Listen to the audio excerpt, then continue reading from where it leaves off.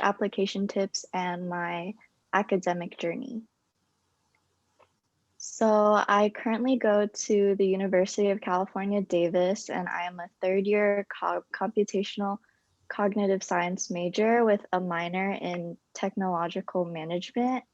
And I really enjoy being a student here. A little background about myself. I'm originally from New Jersey, so I moved to California after high school.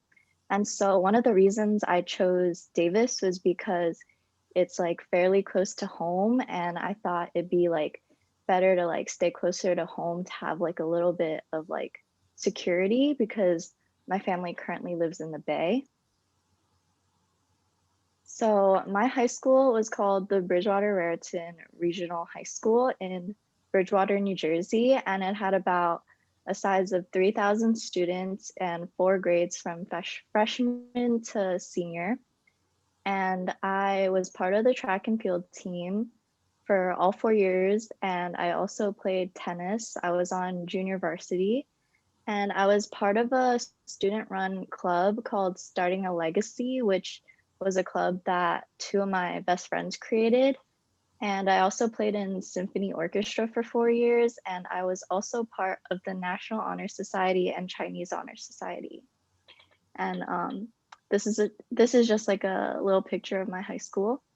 Um, a fun fact, it was actually built in the California style of schools. So it was very similar to like schools you would see here, despite it being in New Jersey and like we have 4 seasons. So like during the winter, it would be really icy. But yeah, other than that, it was great. So in high school, I did a lot of volunteering. I volunteered at my doctor's office for about 2 years, and I also volunteered at my local Chinese school for 2 years. And finally, I volunteered at Kumon for a year. On top of all that, I did volunteer work for the National Honor Society and tutored like my peers for the National Honor Society. And I did the same for Chinese Honor Society. I would tutor students in Chinese as well as attend like cultural events and did volunteer work for that. Now, I know like the SAT and the ACT are the two main like tests for colleges, and yeah, my advice would be to take it as many times as possible, but on top of that, like try to do as many practice tests as you can, including like the essay writing. And I personally attended a summer SAT boot camp, so I got a lot of like practice tests and like a lot of feedback for the work I did. But there are also like a lot of good resources online and on YouTube. And I know a lot of my friends use Khan Academy to help them study for the SATs. I know for UCs, they are like within the next couple of years shifting away from like the SAT and the ACT, and they're gonna have like their own standardized tests, but I don't have too much information on it because it is still fairly new. Um, as far as subject tests, when I was applying to the UCs, they were all optional, and also like I would say do as many practice tests as you can. There are also good resources online for that. I didn't go to summer camp for that, but I think like taking it multiple times is not needed, whereas like the actual SATs, you should take it multiple times. Um, so next is recommendation letters. It is so important to build a good relationship with your teachers and your guidance counselor. And you have to like remember to be proactive, and you have to like actually participate in class and talk to your teachers, like go to their office hours or like ask for help or like just talk to them about anything, and like ask in advance for letters because there comes a point where like everyone is asking like the same teacher and like they're just going to have too much to do. And it's definitely also a good idea to get them a gift if they do write you a letter, just to say thank you. So I had my guidance counselor, my Chinese teacher, and my AP US history teacher write three of my letters, but also I know for when I was applying for the UCs, the recommendation letters were also optional, but I just thought it'd be better to have some. So yeah. For college applications, start as early as possible and try to like submit them also like earlier because I know some colleges have rolling admissions. So the earlier you turn it in, the earlier you hear back from them. And one advice that I learned from when I was applying is that it's okay to um, go into college undeclared because I know that like a lot of kids are like pressured and like pressured into choosing like something, but they're not really sure what they want to do. And yeah, it's like also okay to like switch majors once you get into college. Like it's not really that big of a deal. Sometimes it takes some time to like get to know what you really want to do.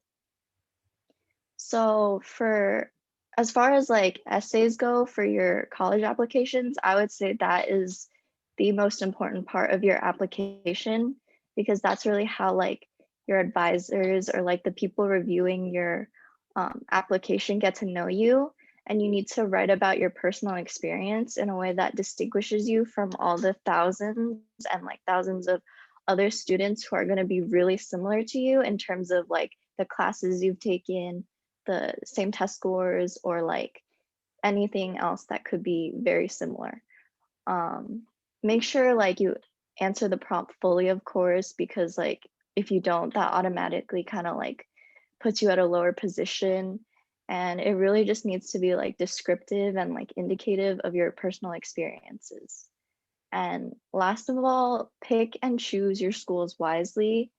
Um, I think it's better to apply to like maybe like less than 10 of like schools that you know you definitely want to go to and you have a good chance of going to rather than applying to like 20 and kind of like wasting your money on like all those applications because at the end of the day you're only going to one school. Obviously if you're trying to apply to like Ivy Leagues or like harder to more competitive colleges, it's better to apply to those and like safety schools, but yeah, pick and choose schools wisely. So at college, I found that it's very important to keep up with lectures because the professors don't like wait for you. They don't really like reach out to you individually because like the classes are so big. So definitely don't fall behind on work. And you need to have good time management because I'm sure at college you want to do more than just academics. You want to like join clubs or like at organizations or do other activities. So definitely have good time management. And with good time management, it's definitely possible to do well in your classes and still have a social network.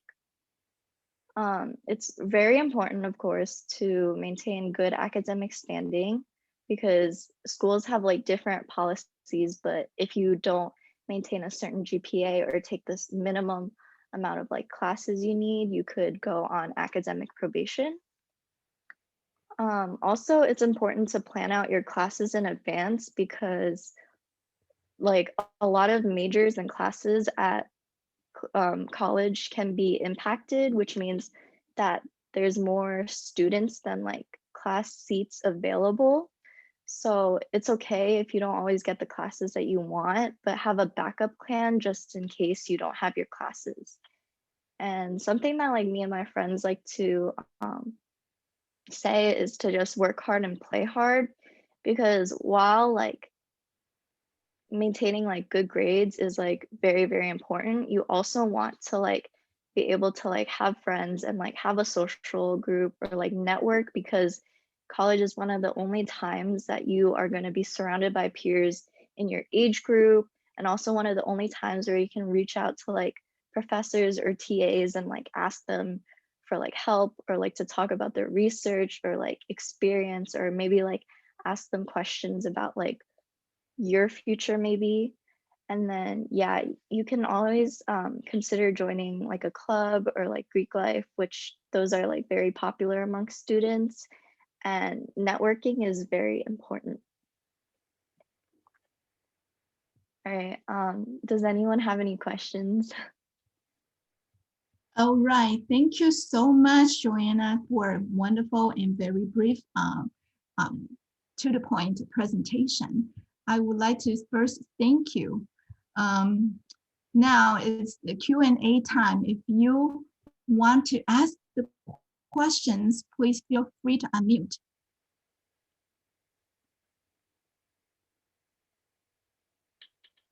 What's her major? All right.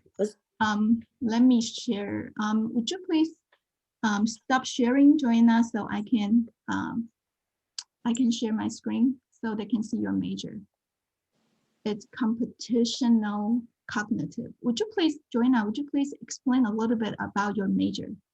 Oh yeah, of course. So the major itself is called cognitive science, and I am taking the computational emphasis, which just means that there's more computer science and coding involved with cognitive science. And cognitive science itself is actually a very interdisciplinary major, and it combines like studies from psychology, neuroscience, linguistics, computer science, anthropology, and there was one more. I forgot what it was.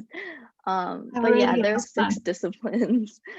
Yeah, so it's like you learn from like all 6 disciplines, and like you kind of bring it all together, and this major can be applied to a very wide career path. Like people who study cognitive science can go into like business or marketing, they can go into psychology. There's also a neuroscience emphasis for cognitive science, which means you can go into like pre-med, health, or like neuroscience related work in the future. And the computational emphasis, you can either focus on things like coding, machine learning, and like AI, or you can go into human computer interaction, which includes UI UX design. So yeah, it's really like what you do with your major. Hey, thank you, Joanna. I have one question. How do you find your interest during the high school period? So in high school, I always thought that I would be studying something like business admin, but I don't know. I think I just like wanted to try something new once I got to college. So I like picked cognitive science because I wasn't like completely sure about what I wanted to do yet either. But I knew I wanted to do something within the tech field. Okay, thank you. So how did you search or explore and narrow down to computational cognitive science? I started out as a computer science major, but I realized that I don't like coding, but I still wanted to work in like the tech field. And I already took like a lot of computer science classes, and this was like a course that was like similar, but also I could pursue other interests. So I thought it'd be better if I switched to this major. Hi, Joanna. I have a question. Thank you very much for all the tips. That's very helpful. I actually am interested in your career path. Like, what is your career plan after you complete this major? So I want to go into human computer interaction. So either something in UI UX, which I think I would rather do research than design, but I'm open to both. And yeah, anything along the lines of like interaction design, I'm trying to get into that. Okay, thanks. One more thing. What about the volunteer work? Volunteer work for the college application is very important, or how do you evaluate about the volunteer work for college application?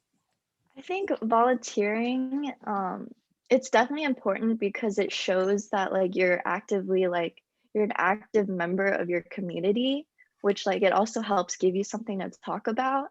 And like it shows that like you're giving back to your community and you're also doing things because at the end of the day, they're all extracurriculars and colleges want to see that you are like a person, not just a test taking machine.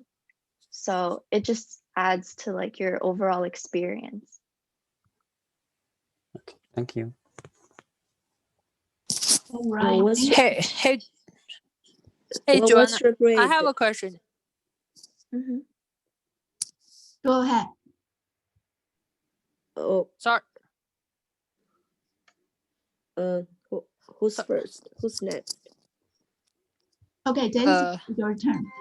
Oh, okay. So, what about, which grade is she? And also, have you, Joanne, have you tried to apply for internship in the summer, for the summer? Thank you. Oh, so I'm a third year, so I'm a junior. And just because like, I mean, I have applied to internships, but I realized that like, because I don't have like a green card, my visa actually, I'm not allowed to work paid or unpaid internships. And like, I can't do any volunteer work related to my career path.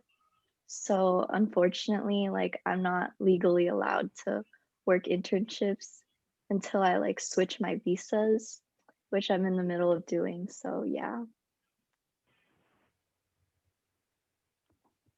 Okay, thank you so much. Thank you. hey, friend. I have a question. All right, Joyce. Can you hear me? Yes. Yes. Okay, now it's my turn. Hey, Joanna, thank you very much for your information. It's really helpful for those kids. They are in the high school or middle school. So I heard you talking about the college life. So you mentioned one terminology, which is the Greek life. Can you tell us what is the Greek life, please? Thank you.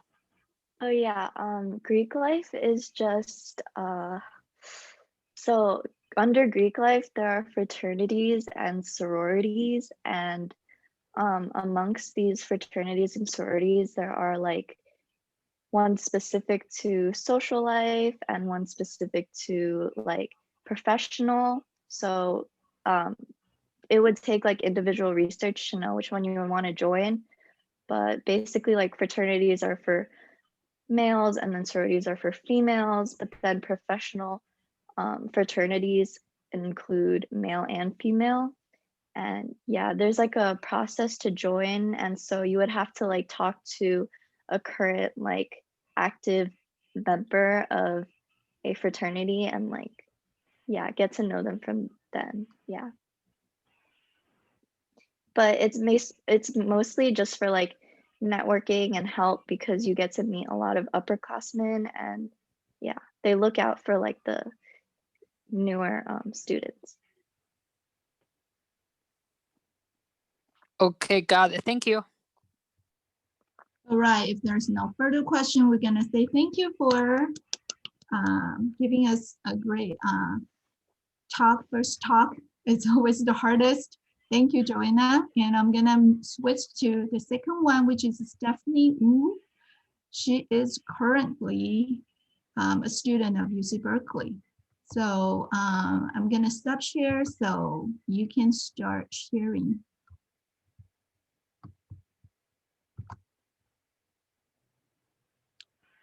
So Stephanie, it's your turn to share your screen and you can start your presentation. The following 5 students happen to be all graduated from Fremont Christian School. I am so blessed that I was not sure where to find good candidates to give us talks because our parents wanted to hear from young adults, young college students who had gone through all this, explorations and application process. So I turned and just, we check and test just 5 of my students and they all agreed to share their screen, share their experience. So here is one of my students in the past, Stephanie Wu. Yeah. 那你 can you 看吧，几个小姐姐、小哥哥来讲什么高中、大学的事情，对宝贝？我看着回家就得去。 can you see Okay, my, mute 吗？是 Connie 吗？ can you see my screen? Yes. Okay. Yeah, we can see. Thank you. Okay. Yeah. Go ahead. Yeah, so like Miss Lynn said, I'm Stephanie and I went to FCS for high school. I was one of her former students. And a little bit about me, I graduated from FCS in 2017. And then I was involved in a lot of activities at FCS. So these are some of the, these were what I was involved in. I was involved with the jazz band called Dixie Dominus. I was involved in Warrior Band, which is symphonic band. I was involved in handbells with Madeline, actually, who is going to be talking next. I played 2 sports, varsity basketball and softball, for all 4 years. I was the senior class president. I started a club on campus with Madeline and one other friend called the Badminton Club, and I was the vice president for that. I played in worship band. FCS has something called J-term, which is like 2 weeks where you can take like more fun classes or like other classes outside of regular school classes, or you can do an internship. You have an option to do an internship during the school year, which is really nice. So I did an internship for those 2 weeks. I was a merit scholar at FCS, and I was also part of the California Scholarship Federation. Yeah, and then also during the summers, I volunteered at FCS's summer program with kids. And then now I currently attend Berkeley. I'm graduating this spring or summer because I also have a minor. I'm majoring in molecular environmental bio, minoring in global public health. And then I'm also involved in quite a few activities on campus. I'm part of a fellowship called AACF, Asian American Christian Fellowship. I'm very heavily involved in Kalraijin Taiko, which is Japanese drumming. There's a picture in the corner. I'm part of the Taiwanese Student Association, and I do research in 2 different labs. One is the Tsutsui lab, which is a more environmental lab. We work with insects. I work with flies and ants in that lab. And then another lab called the Craigsfield lab, which is a psychology lab. And I work with mice, and these are pictures of some of the research I do. So I look at like mouse brains. These are slices from mouse brains, and then I look at their cells too. And then I was part of the UC Berkeley Wind Ensemble, and I also used to work 2 work-study jobs on campus, and I also played IM basketball, so intramural sports for a little bit. And then this is gonna be probably my longest slide. So some application tips just in general. You wanna focus on the essays, ACT and SAT, and then that I had scored a 33 on the ACT, and then I don't quite remember my high school GPA, but I think that's around what it was. You can tour, and then you also want to be involved with extracurricular activities and also build really good relationships with teachers. So I'll get more into depth with this. So in general, I would say start early. And personally for me, I started touring potential colleges around in my freshman year of high school, because FCS has this thing where if you're a merit scholar, you're allowed to go on trips with other merit scholars and tour schools in the area. So we toured, I think my freshman year, we toured University of the Pacific and Stanford. And then FCS also has a program where you can do overnight tours, and this is open to any students, not just merit scholars. And they tour different schools every year, but I remember one year they went to UCI, like they went down to SoCal, and then it was really nice because the college counselor like takes you on the tour and then like can kind of guide you.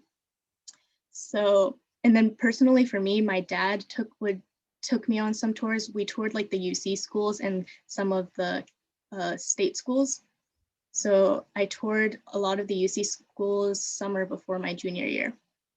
And I think tours are important, not necessary, but important because it can kind of give you an idea of what school you would like and what school might fit your student best and where your student might thrive very well. And some schools offer programs that other schools don't. So these are things you can ask about during tours, ask current students what their experiences are like, etc. Yeah. And then SAT and ACT, take practice tests, like Joanna mentioned, to see which one fits you better, or you can take both. I personally took the ACT because my year they were switching the SAT from the old format, the 2400 score, to the new format, the 1600 score, and I didn't want to have to study for the old one and the new one, so I just stuck with the ACT since that wasn't changing. And then I also went to a tutor with Madeline, actually. We both went to this one tutor, and it just helped like keep me on track and help me find problems where I was a little weaker and help me come up with ways to better solve problems. So that is an option. Yeah.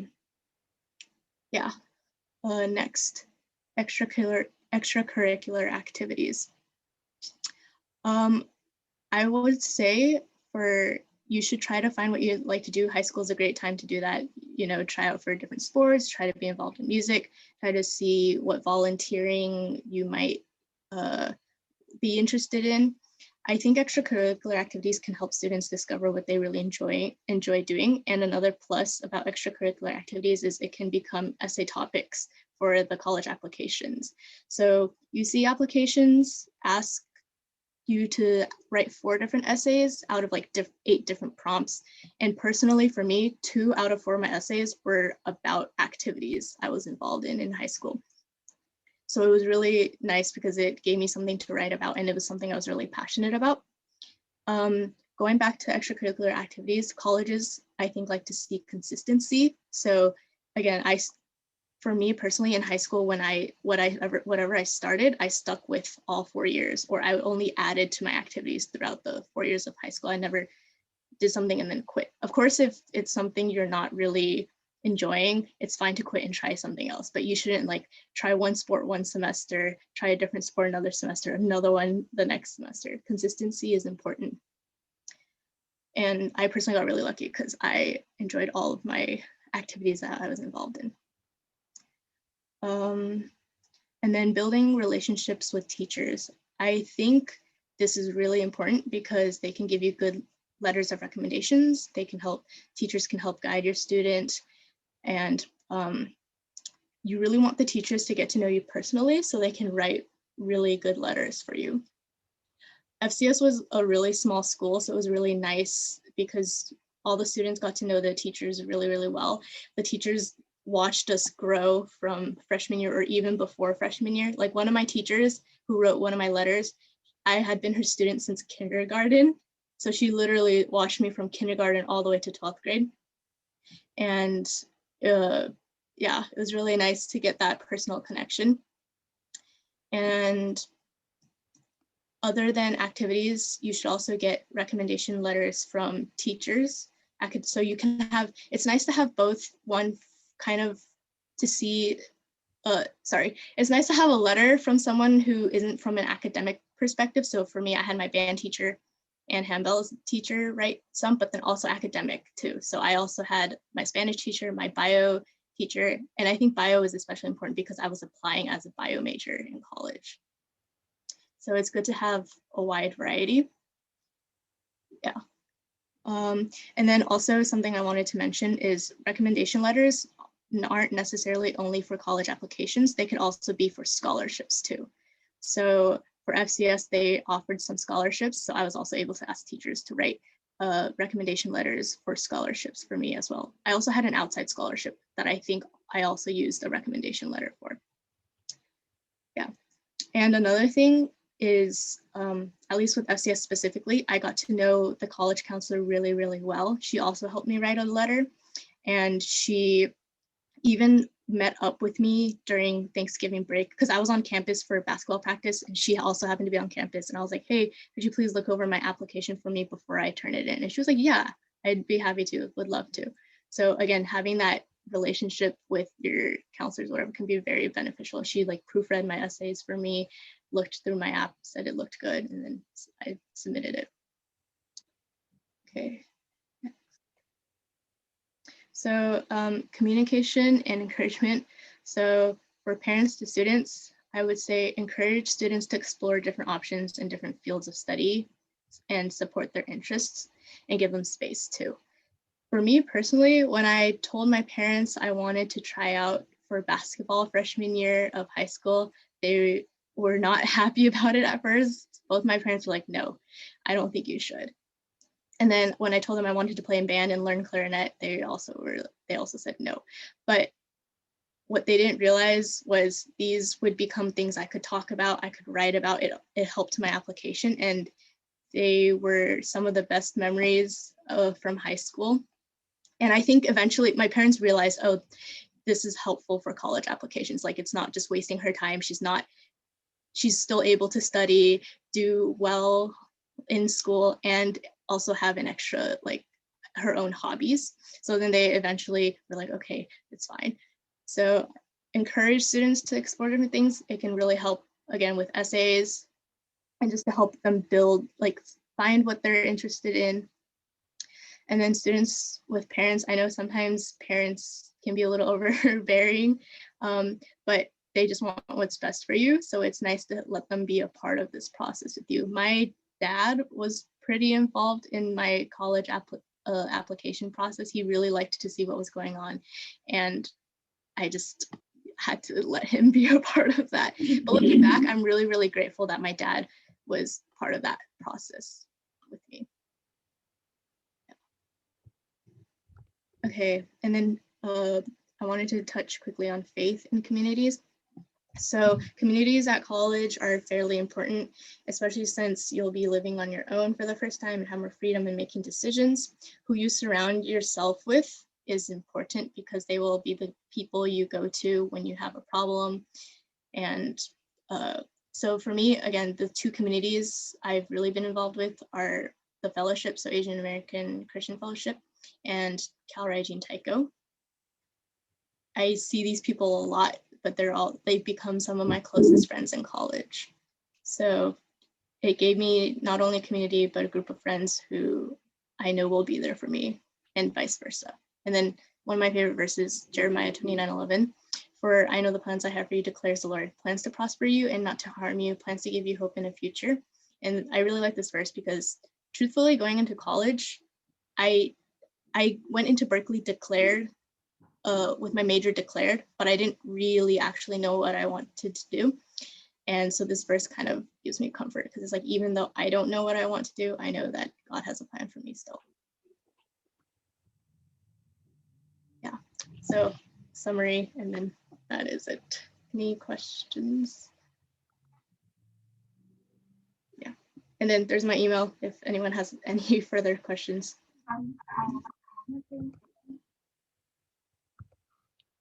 Thank you so much, Stephanie. As I've been always, amazed that many of my students, like them, they are so busy. They arrive school from 7 a.m. because they have musical programs from 7 to 8. So they participate in handbell. The next speaker will be presenting, actually have 2 classes in the morning from 7 to 8. I remember she joined ensemble, which is the choir, and then she also plays handbell. So they're extremely busy. They're handling, like, when they're using every 1 hour of their life as 2 hours.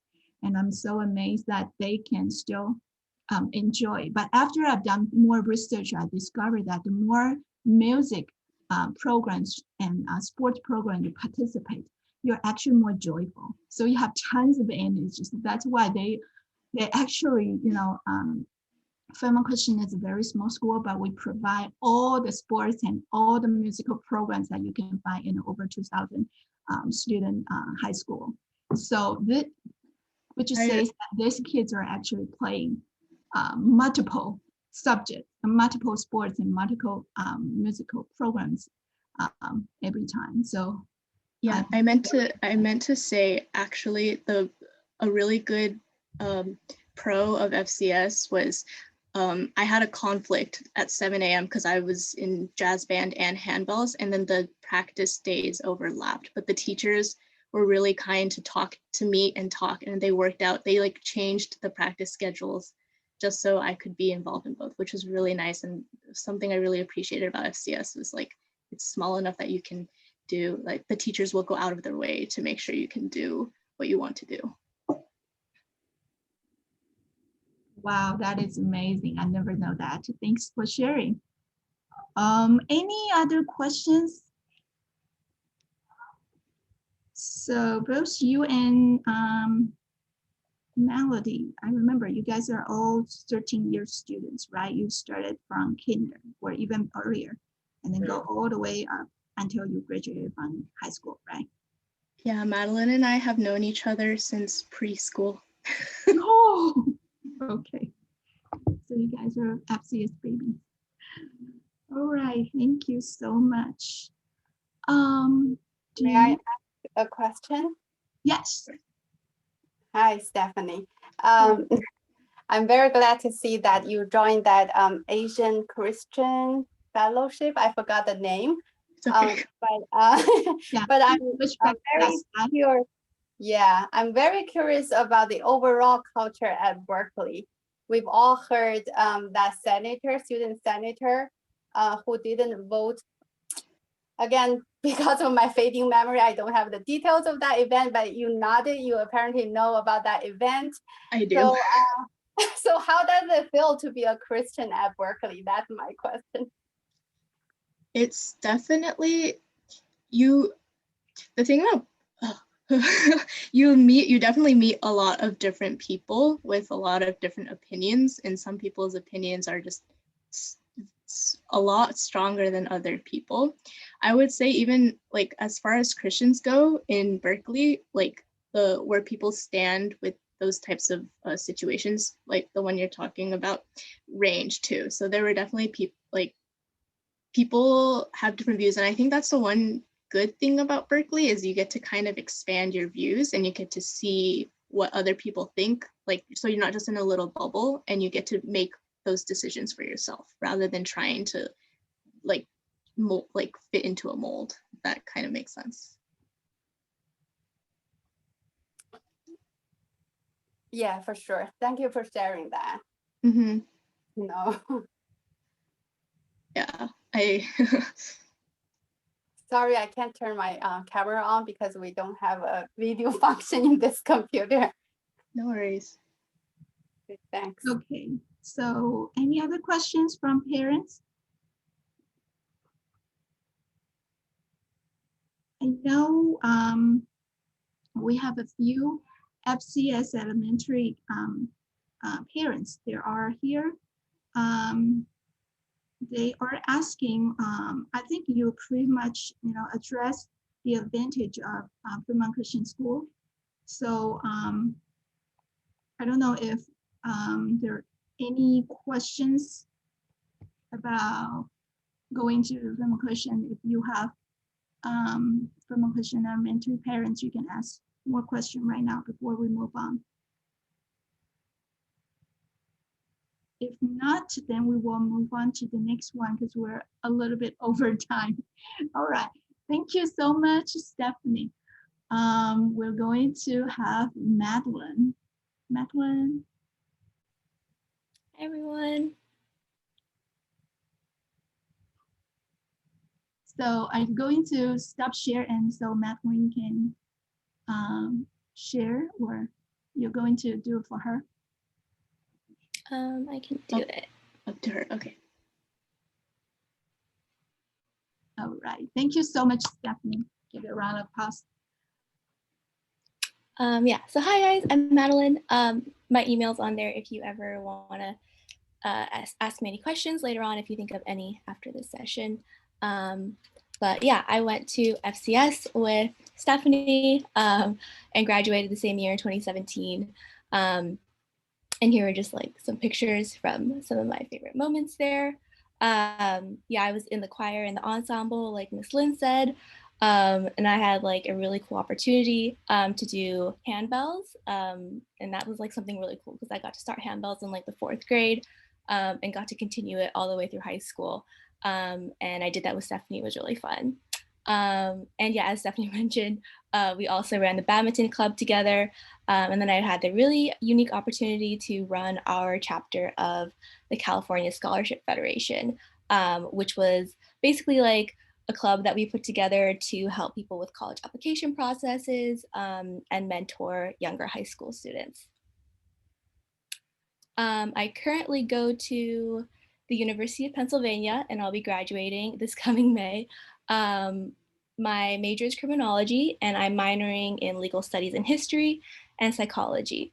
Some of like my extracurriculars that I'm involved in, I'm really liking Alpha Phi Omega. That's the national service fraternity that I joined. It's co-ed, and it's really great because we get to do different types of community service throughout the Philadelphia area and on the Penn campus.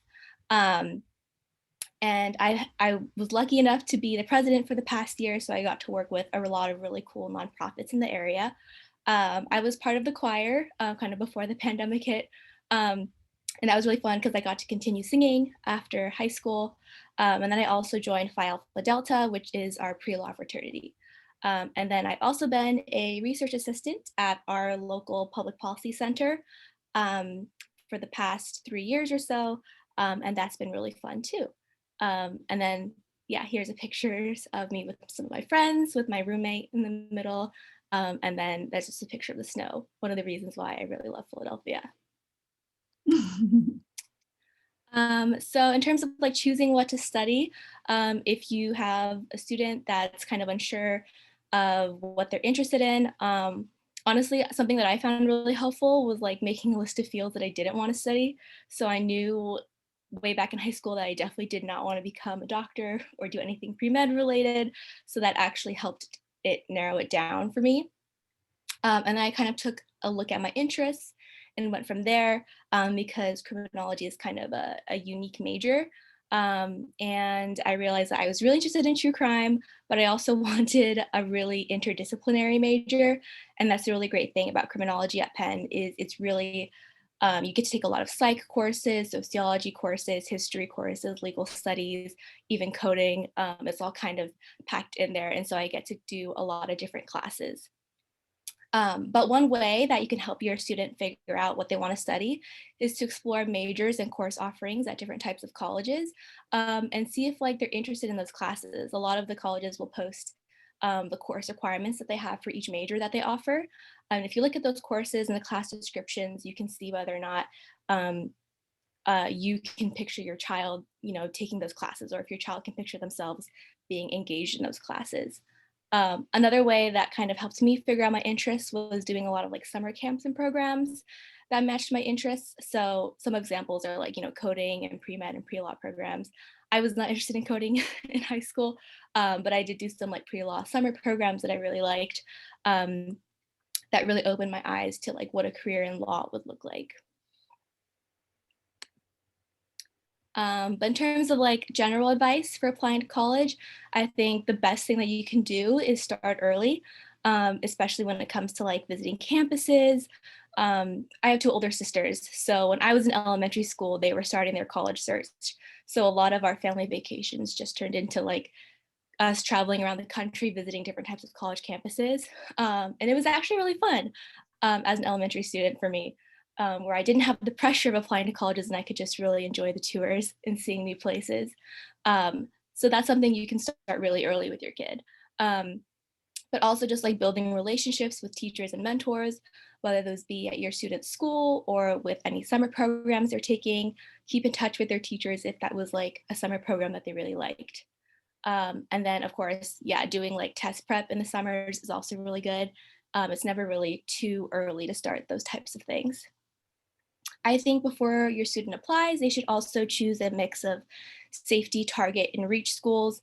Safety schools being like colleges that they're pretty sure they'll get into based on their GPA and test scores. Target schools are kind of more like, the schools that they think, okay, I think I have a chance of getting in here. They have good scores, they have a good GPA for that school. And then reach schools are those colleges where, you're not sure. It's like they have maybe test scores that your student hasn't reached quite yet. Or a GPA that seems a little high, but it's never a bad thing to kind of reach for those dream schools and have those on your list. I would also pay attention to how schools say they'll evaluate a student's application. There's a really big difference between how like public schools and private schools will evaluate a student's application. I think private institutions tend to look at applications a little bit more holistically. So they'll value a lot of your extracurriculars more and those essays more, whereas a state school might only ask for your grades and GPA, stuff like that. And then, yeah, as I mentioned earlier, extracurriculars can be really important, and depending on the school, they can be just as important as a student's academics. And then something that was really helpful for me before I applied was I kind of organized all of my application information and all the information and background research about colleges that I was looking into in a spreadsheet and a binder, so that everything was in one place where I could find it and where like my parents could find it as well. And then in line with the first goal on the slide, submit your applications early. I think the Common App, which is the portal that a lot of general and like private schools will use to submit your application, I think you can start creating an account like the summer before your senior year of high school starts. So the earlier you create that account, the earlier you get a jump on filling out those applications. And that enables you to apply for schools like early decision and early action. I think it's always a good idea to submit an application, either early action or early decision. That's what I did with the University of Pennsylvania. I applied early decision and I had my decision by December. So when it came to the second semester of my senior year, it was pretty chill. I knew I knew where I was going, and I didn't have to kind of feel that anxiety of like choosing between schools that accepted me. Some more application tips. In terms of academics, try to get your student to take as many honors and AP classes as they can handle, but not too many that it overwhelms them. I would also try to choose courses that align with the student's interests. I know that in high school, there's a lot of general education requirements they have to fill, so that can be hard. But if your students' strengths lie with science and math, maybe gear towards more of those classes, and if not, gear more towards those English literature classes and history classes. And then, as I mentioned earlier, summer learning programs are always a good option. In terms of testing, I think I started preparing for my tests near the end of my sophomore year. And I use a mix of like prep books and classes. But I would also try to choose to take the tests that support your child's testing style the best. It's more about like, I think, quality over quantity. Of course, you should take the tests multiple times, but the SAT and the ACT are very different, and maybe your child's testing style fits the ACT a lot better than SAT, in which case you're going to want to gear your focus a lot more on ACT prep. And then, of course, try to take the test during junior year so that if you get a score you don't like, you can retake them in your senior year. In terms of college essays, as Joanna mentioned, they are super important. I would start writing drafts during your junior year or at the end of junior year. And I think one of the best tips of advice I can have with this is to give your students' draft to someone who doesn't know them very well and have that person read it, because that is a way of like simulating an experience that a college application counselor would experience. Like, they don't know anything about your kid other than what they're kind of reading from those essays. And so you want to know, like, how does your student's writing come off to a complete stranger? And so I remember I submitted my essays to my college counselor, and she sent them off to people who didn't know me. And I was able to get a lot of their feedback, and I was able to figure out what sounded good, what didn't sound so good, and make alterations.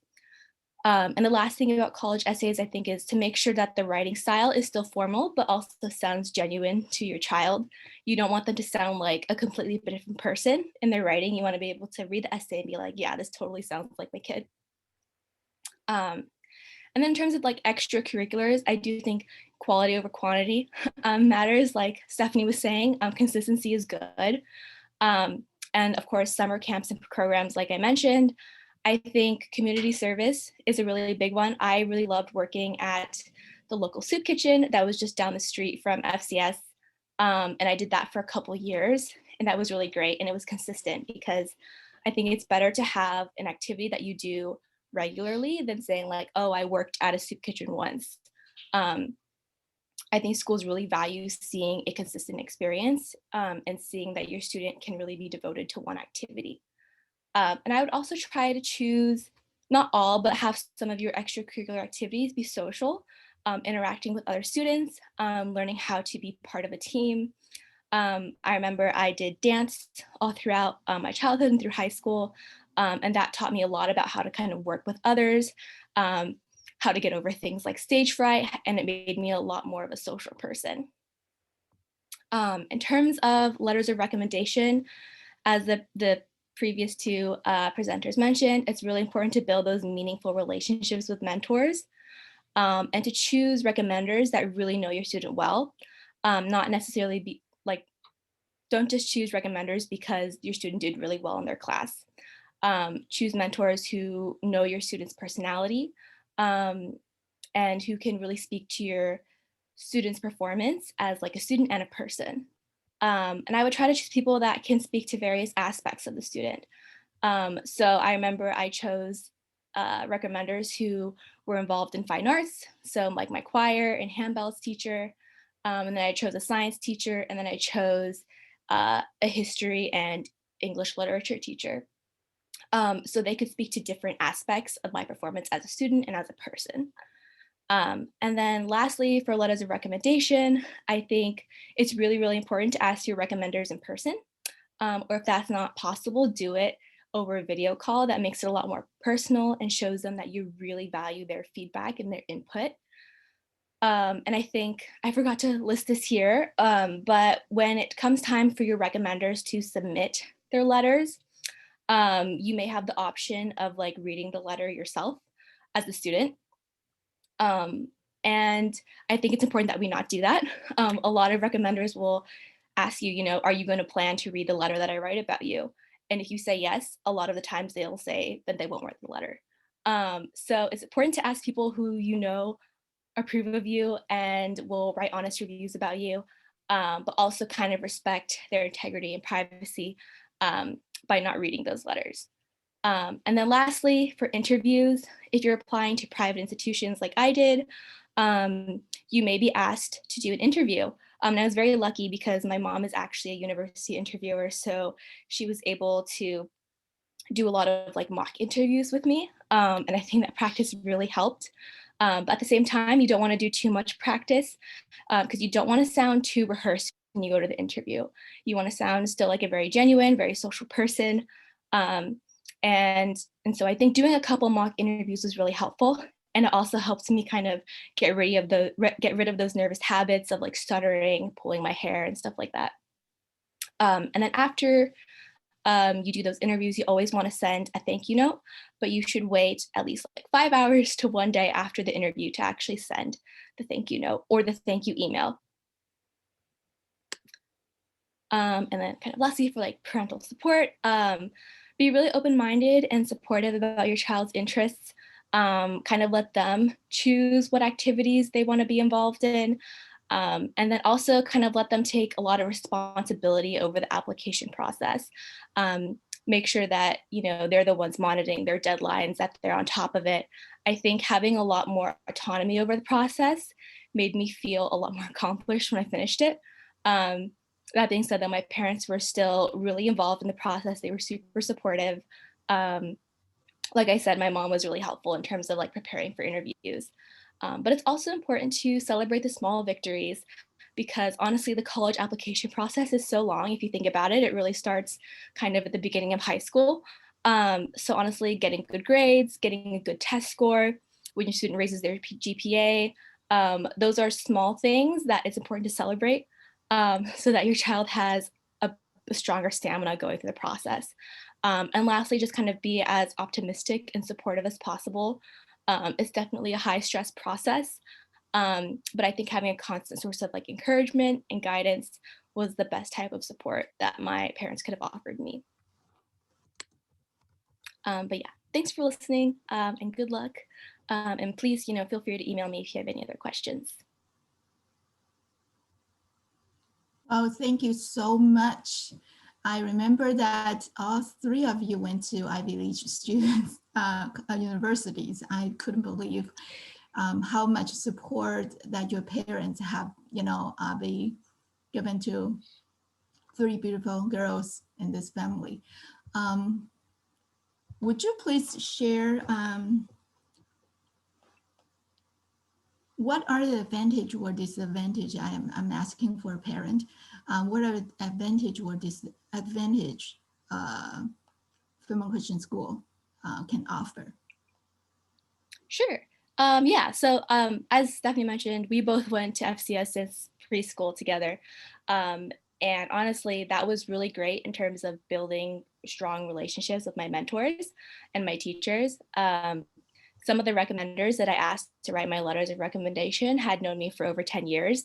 So they could honestly write a lot about me in terms of my personality, my academic performance, my extracurricular performance. But I also think going to FCS just really helped me build a strong support network because I knew the same friends for so many years. We were all going through the same process. We knew each other so well. They were actually in the picture on one of my first few slides. Those are the girls who are like my best friends. We've known each other for like longer than we can remember. And they were also the people who like, we would help each other out with the college process. We were comfortable reading each other's essays, making edits, helping each other study. And I think having those relationships were super valuable. But I also know that FCS is a smaller school. And that was really what I needed, because I think if I had gone to a really big high school, I kind of would have been drowned out in the frenzy. And going to FCS allowed me to build a lot more like one-on-one mentor relationships with my teachers. They were able to give me a lot more one-on-one face time when I needed help. And I remember my calculus teacher, actually, he like offered to tutor me for the SAT like math subject test. And I feel like those connections are a lot harder to make, I think, when you're at a bigger institution. And that's what I feel now that I'm at Penn, which is really big. And I think it's really hard sometimes to connect with professors because your class sizes are so big. But FCS, it's really a lot easier because the class sizes are so small. Mm-hmm. All right, thank you so much.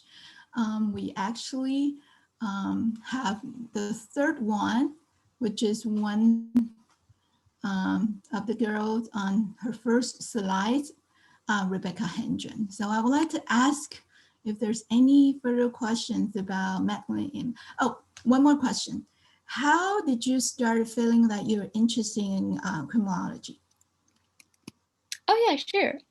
So yeah, when I was a little younger, I was like really interested in true crime and Nancy Drew. And that's kind of what started me or like triggered me, I guess, to look into crime.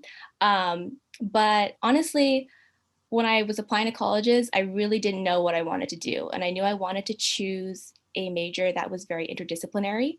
So I was looking at schools, I was looking at the majors and the programs they offered, and I found criminology at Penn. And I really liked it because, you know, it focused on crime, but it also focused on law. And I knew from my summer programs that I wanted to do something that was a little bit more like pre-law. But it also, you know, it also tickled my interest in psychology, which was something that I didn't realize that I was interested in until like my junior year of high school. And I saw that the curriculum for criminology at Penn involves a lot of like psychology and sociology courses. And I was like, that's great, because I know I'm interested in psychology, but I don't think I want to major in it. So that's kind of what led me to choose that major. All right, so can you share some of your potential, like your future goal after you graduate from UPenn? Yeah, definitely. So I'm planning to go to grad school at some point, but I'm kind of torn between the decision to go to law school or get a master's in social work. So I'm going to spend some time working post-graduation while I try to figure out that decision. And I'm also trying to kind of work so I can save up some money so that my student loans aren't so big when it comes time for grad school. Okay, so you do apply for student loan? Yes, I will have to. Yeah, I think I see a question in the chat to Lucy. I have 2 minors. Oh, all right. Thank you so much. Hi, Bruce. Bruce is here. We have one more video presentation before Bruce, because I originally planned to have ladies first. So I will have all the ladies finished in just 10 more minutes, because she's not here. She is in England, so it's too late for her to join. And then after Rebecca Hendren, then I will give you to share your slides. Yeah, don't worry about it. I can be here all day. Really impressed.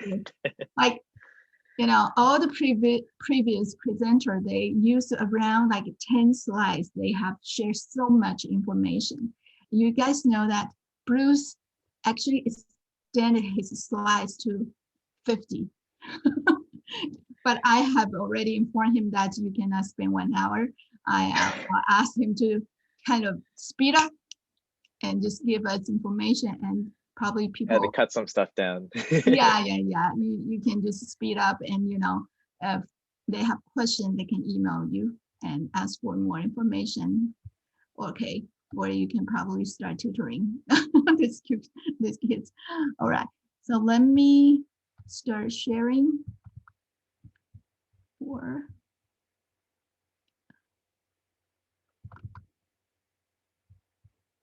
Okay, so here is Rebecca's story.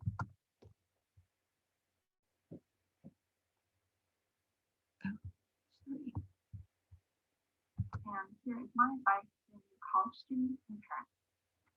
So hopping right in, a little bit about me. I graduated from FCS in 2017.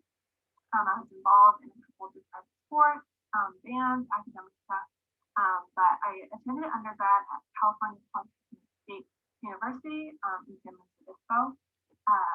I majored in animal science with a pre-veterinary concentration.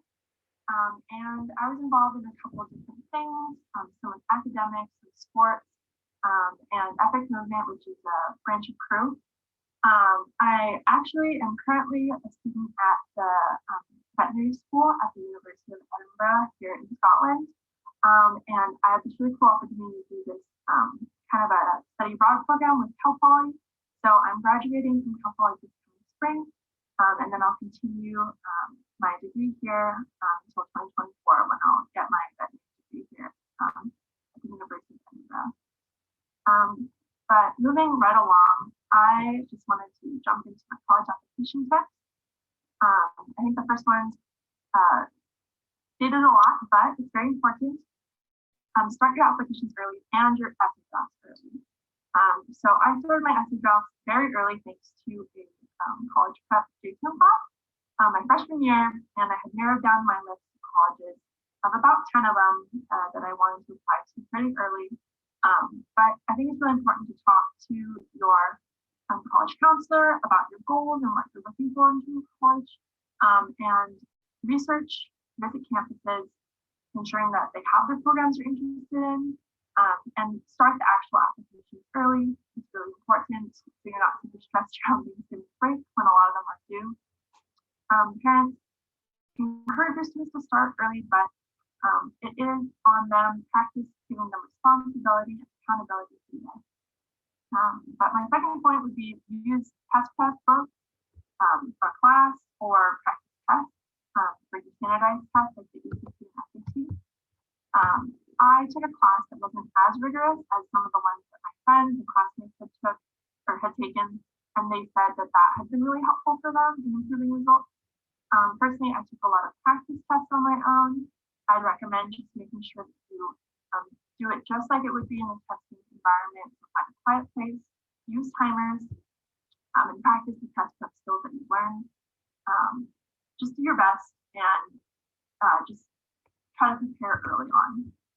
My third point would be take basic classes. Now, I know that every student is different and not everyone needs to or wants to take basic classes, but I would recommend them if you know that it can boost your GPA, you're interested in a major in college that requires it, or if you're trying to get college credit. And an important note is not all colleges will take basic credit, so research this beforehand. My fourth tip would be to diversify your portfolio. This is really important to make sure that you have a variety of interests. colleges can do that. So I think it's really important to get involved in high school, especially at SDS, where you have the opportunity to get involved in things like sports and music, like I was. And this just shows colleges that you're well-rounded and you have skills that aren't purely academic. So when you're writing your college essays, like mention your passions and hobbies, the things that make you you. And I think it's just really important to show who you are, that isn't just academic in the colleges. My fifth point would be ask for recommendation letters from teachers who know you personally, or teach a subject that you're interested in. So, for example, if you're majoring in biology, you might ask the bio teacher or the AP bio teacher to write you a letter. Another example is I asked Mr. Van Wales, the band teacher, because I'd been in band since 4th grade and he had seen my development into a responsible young adult from there. So I think it's really important to just make sure that you get letters from people who actually know you. My last tip would be to take advantage of your summer, whether that be classes or programs, a job or volunteer work, or extracurricular camp. Just do something with your summer that's meaningful and adds value to either your life or your application. So for some examples, I volunteered at the SDS Summer Enrichment Program. I took a couple Alone for Kids classes that I just got to learn ASL and biotech and those fun things. And then I also joined a sports club 1 year. So just make sure that you find a balance between work and rest. Okay, moving on, I think this is really important, but I just have some tips about communication and support that parents can give their students after they go to college. So my top 4 tips would be 1, don't be a helicopter parent. Your child is an adult now, and college is the perfect time for them to learn to spread their wings, make mistakes, and learn important skills like responsibility and time management. And it is really important to respect their time and their boundaries, and they can be really busy. So that moves on to my next point, which is schedule times to talk or call, which is once a month or every other Saturday, and set expectations for how much you will communicate. So for example, I agreed to text my mom if I was out super late, that I got safely home, and I also shared my location with her on Google Maps. And this might not work for everyone, but find something that works for you. My third thing would be know your students' love language. And that kind of goes into my 4th point too, support them. So my parents know that my love language is words of affirmation. So they praise me on good work, such as getting a job interview or doing well in something. But I think it's really important to find what your students' love language is. And then support them. And support looks different for every student, and I understand that. But a little fun thing is that if you see the picture, my parents came and visited me for a parents weekend at Cal Poly, and they were at Cal Poly here. And I think it's just really important to let your student know that that you care about them and that you love them, no matter what, even if you guys don't talk as much. So some other ways that my parents showed me support was showing me enthusiasm for the classes I was taking, checking in with my mental and physical well-being, like was I eating, was I sleeping, respected my time schedule, and lastly encouraged me when I didn't do so well in class exam. And college is a difficult time, so I think it's really important that students know that their worth isn't in their grades and they're loved no matter what. So a little bit about my faith and my community college. I grew up in the church. My parents served in the church. I attended SDS my entire life from preschool. So I really felt that my faith became my own when I went to college, because for the first time, it felt like I had a choice to pursue Jesus on my own and no one was forcing me to do anything. So I really felt that my community in college they meant everything to me. I met my closest friend and roommate. Like I mentioned before, I joined Epic Movement, which is and some of my best memories in college were some community group, missions trips that I went to Japan with a couple of friends, and just the retreats and the conferences. I know as a parent, you might want your child to continue pursuing the Lord, and I think it is really important. But I think it's also important to know that you can't push them in a way. This is a point in life when they get to make their own decisions, and you can't force them to do anything that they don't want to do. So I think the best advice I have for parents like this is to just continue to pray for them and encourage them to find the support system. Okay, and then my last slide is just some general advice for students. You can go through and read these, but it's just some things that I wish that I knew before going to college. I'll just highlight a couple ones that I think are really important. So number one is don't be afraid to try things. Figure out what you like and don't like. You can always tell yourself that you can try one thing and then give it up. You don't have to stick to it. So just go for things, take responsibility, take action, and figure out what you like. Secondly, be organized. Use Google Calendar or a planner or some sort of note-taking device. Anything that helps you keep track of classes, meeting up with friends, all the different things that you need to do in college can get really hectic. But that is super, super helpful. Next, find hobbies or extracurricular activities that aren't school related. So for example, I joined the IM team at Cal Poly. I enjoyed hiking around my campus. Cal Poly is beautiful, a little bit fun. But just find things that help you in your brain rest from all the schoolwork. Next, be proactive. With internships or jobs, before your 4+ year plan, friendships, anything. Make sure that you are on top of it and take action, and that you, that if you want something, you have to work for it. But I think it's just important, like no matter what it is, like your life is your own and you make the choices. But lastly, I would say just do your best and forget the rest. That was kind of my mantra after my first year of college, because I think it's super important to remember that your grades don't define you. All you need to do is try your very best, and forget the rest. I'll take care of it. But yeah, college is sometimes hard, and be kind to yourself. It's really important to remember that. But yeah, you can go ahead and do those later. If you have any more questions, feel free to reach out to me. Email me at this email. Any comments or questions, I'd be very happy to answer. But thank you so much for listening. I hope you found this helpful and informative. Thanks again. Bye. All right. So for her, I hope that you guys have written down the email. If you have any question or major related question you want to have further conversation with her, you can shoot her an email. It's now 9 p.m. already. I want to ask all our audience, do you need a quick, like 2-3 minutes break or not? Do you guys need a break?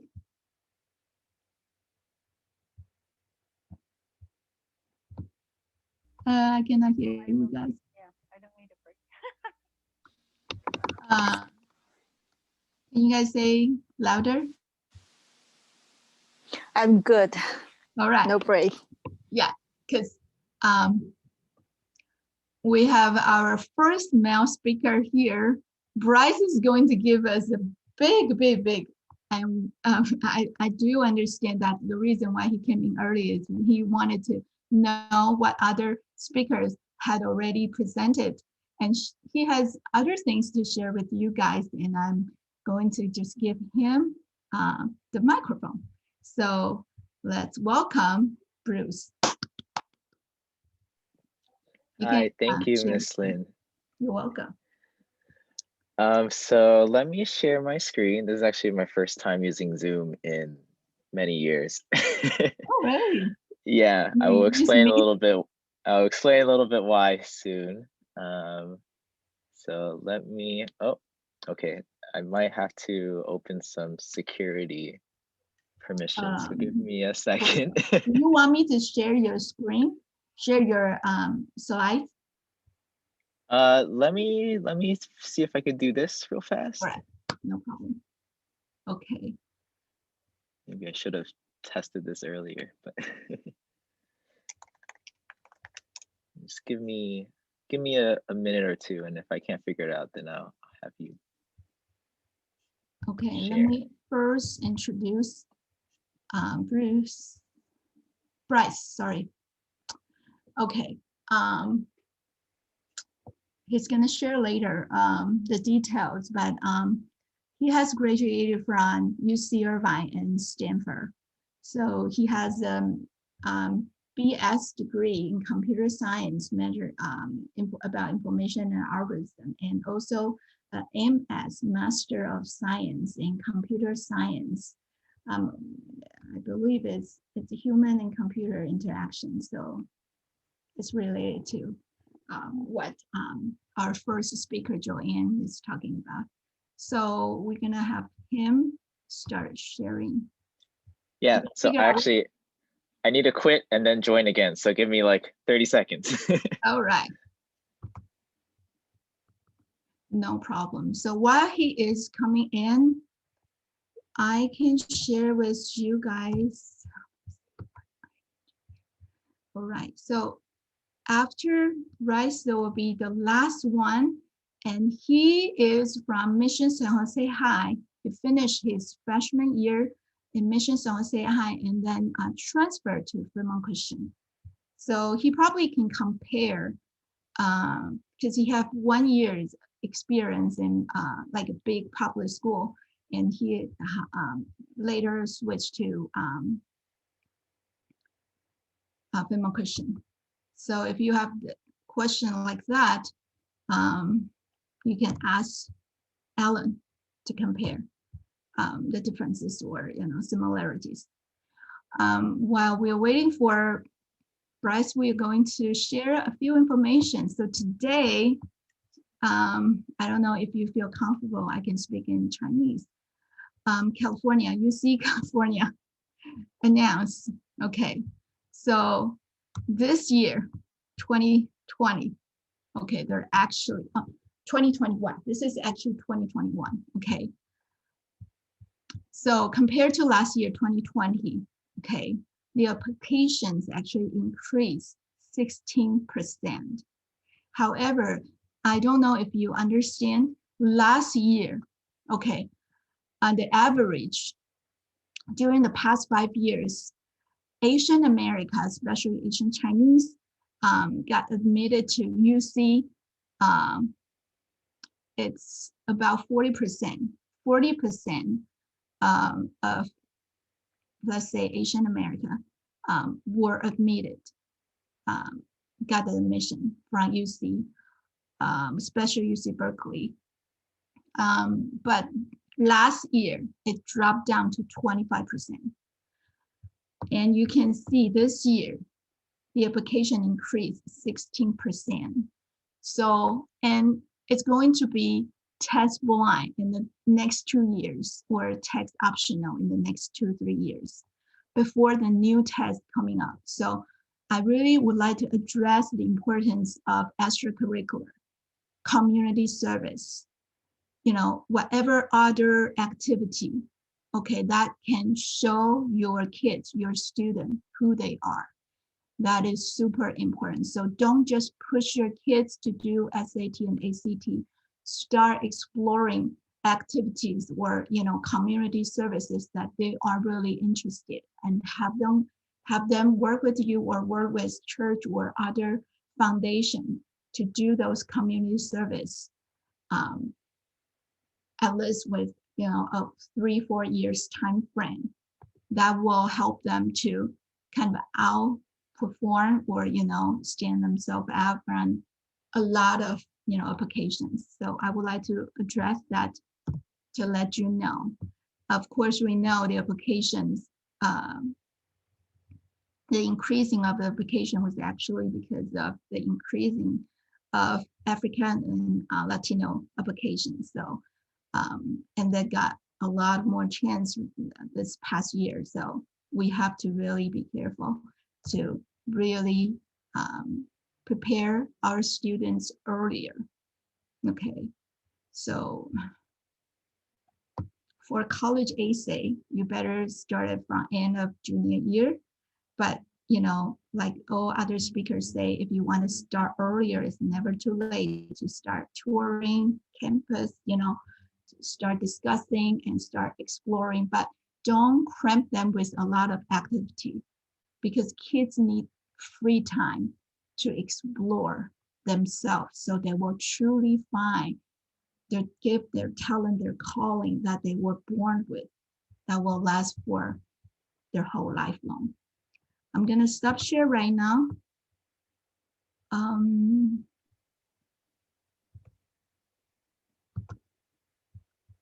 back. Thank you. Okay, I make the wrong person, Bruce.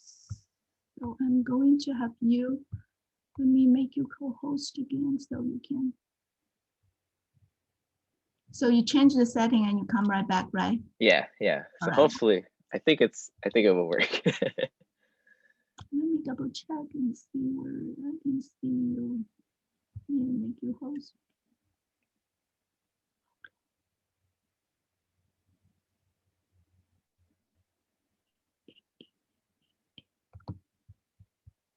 Okay, now you're ready. You can Okay, great. start sharing. Let's see.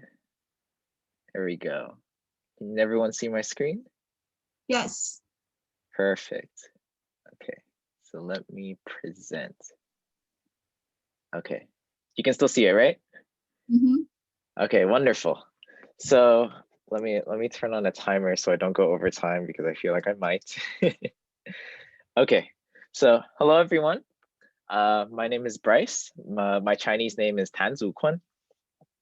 So today I'm very excited and happy to have the opportunity to share some advice for everyone, both parents and students, about the college application process and sort of my experience with what is important when it comes to applying for college.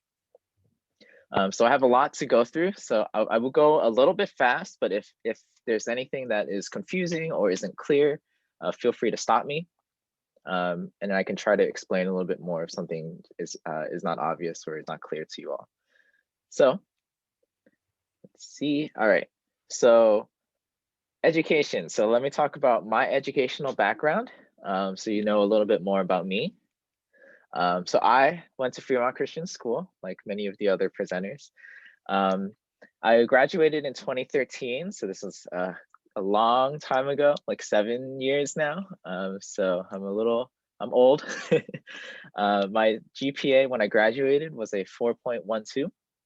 And then I graduated as a salutatorian, which means that I was class rank number 2, so the second highest GPA in my class. In terms of my involved organizations, like a lot of other people, actually, I was also in Handbells all 4 years of high school. I was a part of Interact Club, which is a community service club at Fremont Christian. I hope they're still around, because I really enjoyed my time at Interact. Yeah, that's good. That's good. I was a general member for 3 years, and then I was vice president my senior year. I was also part of class council, primarily involved with a lot of Spirit Week stuff.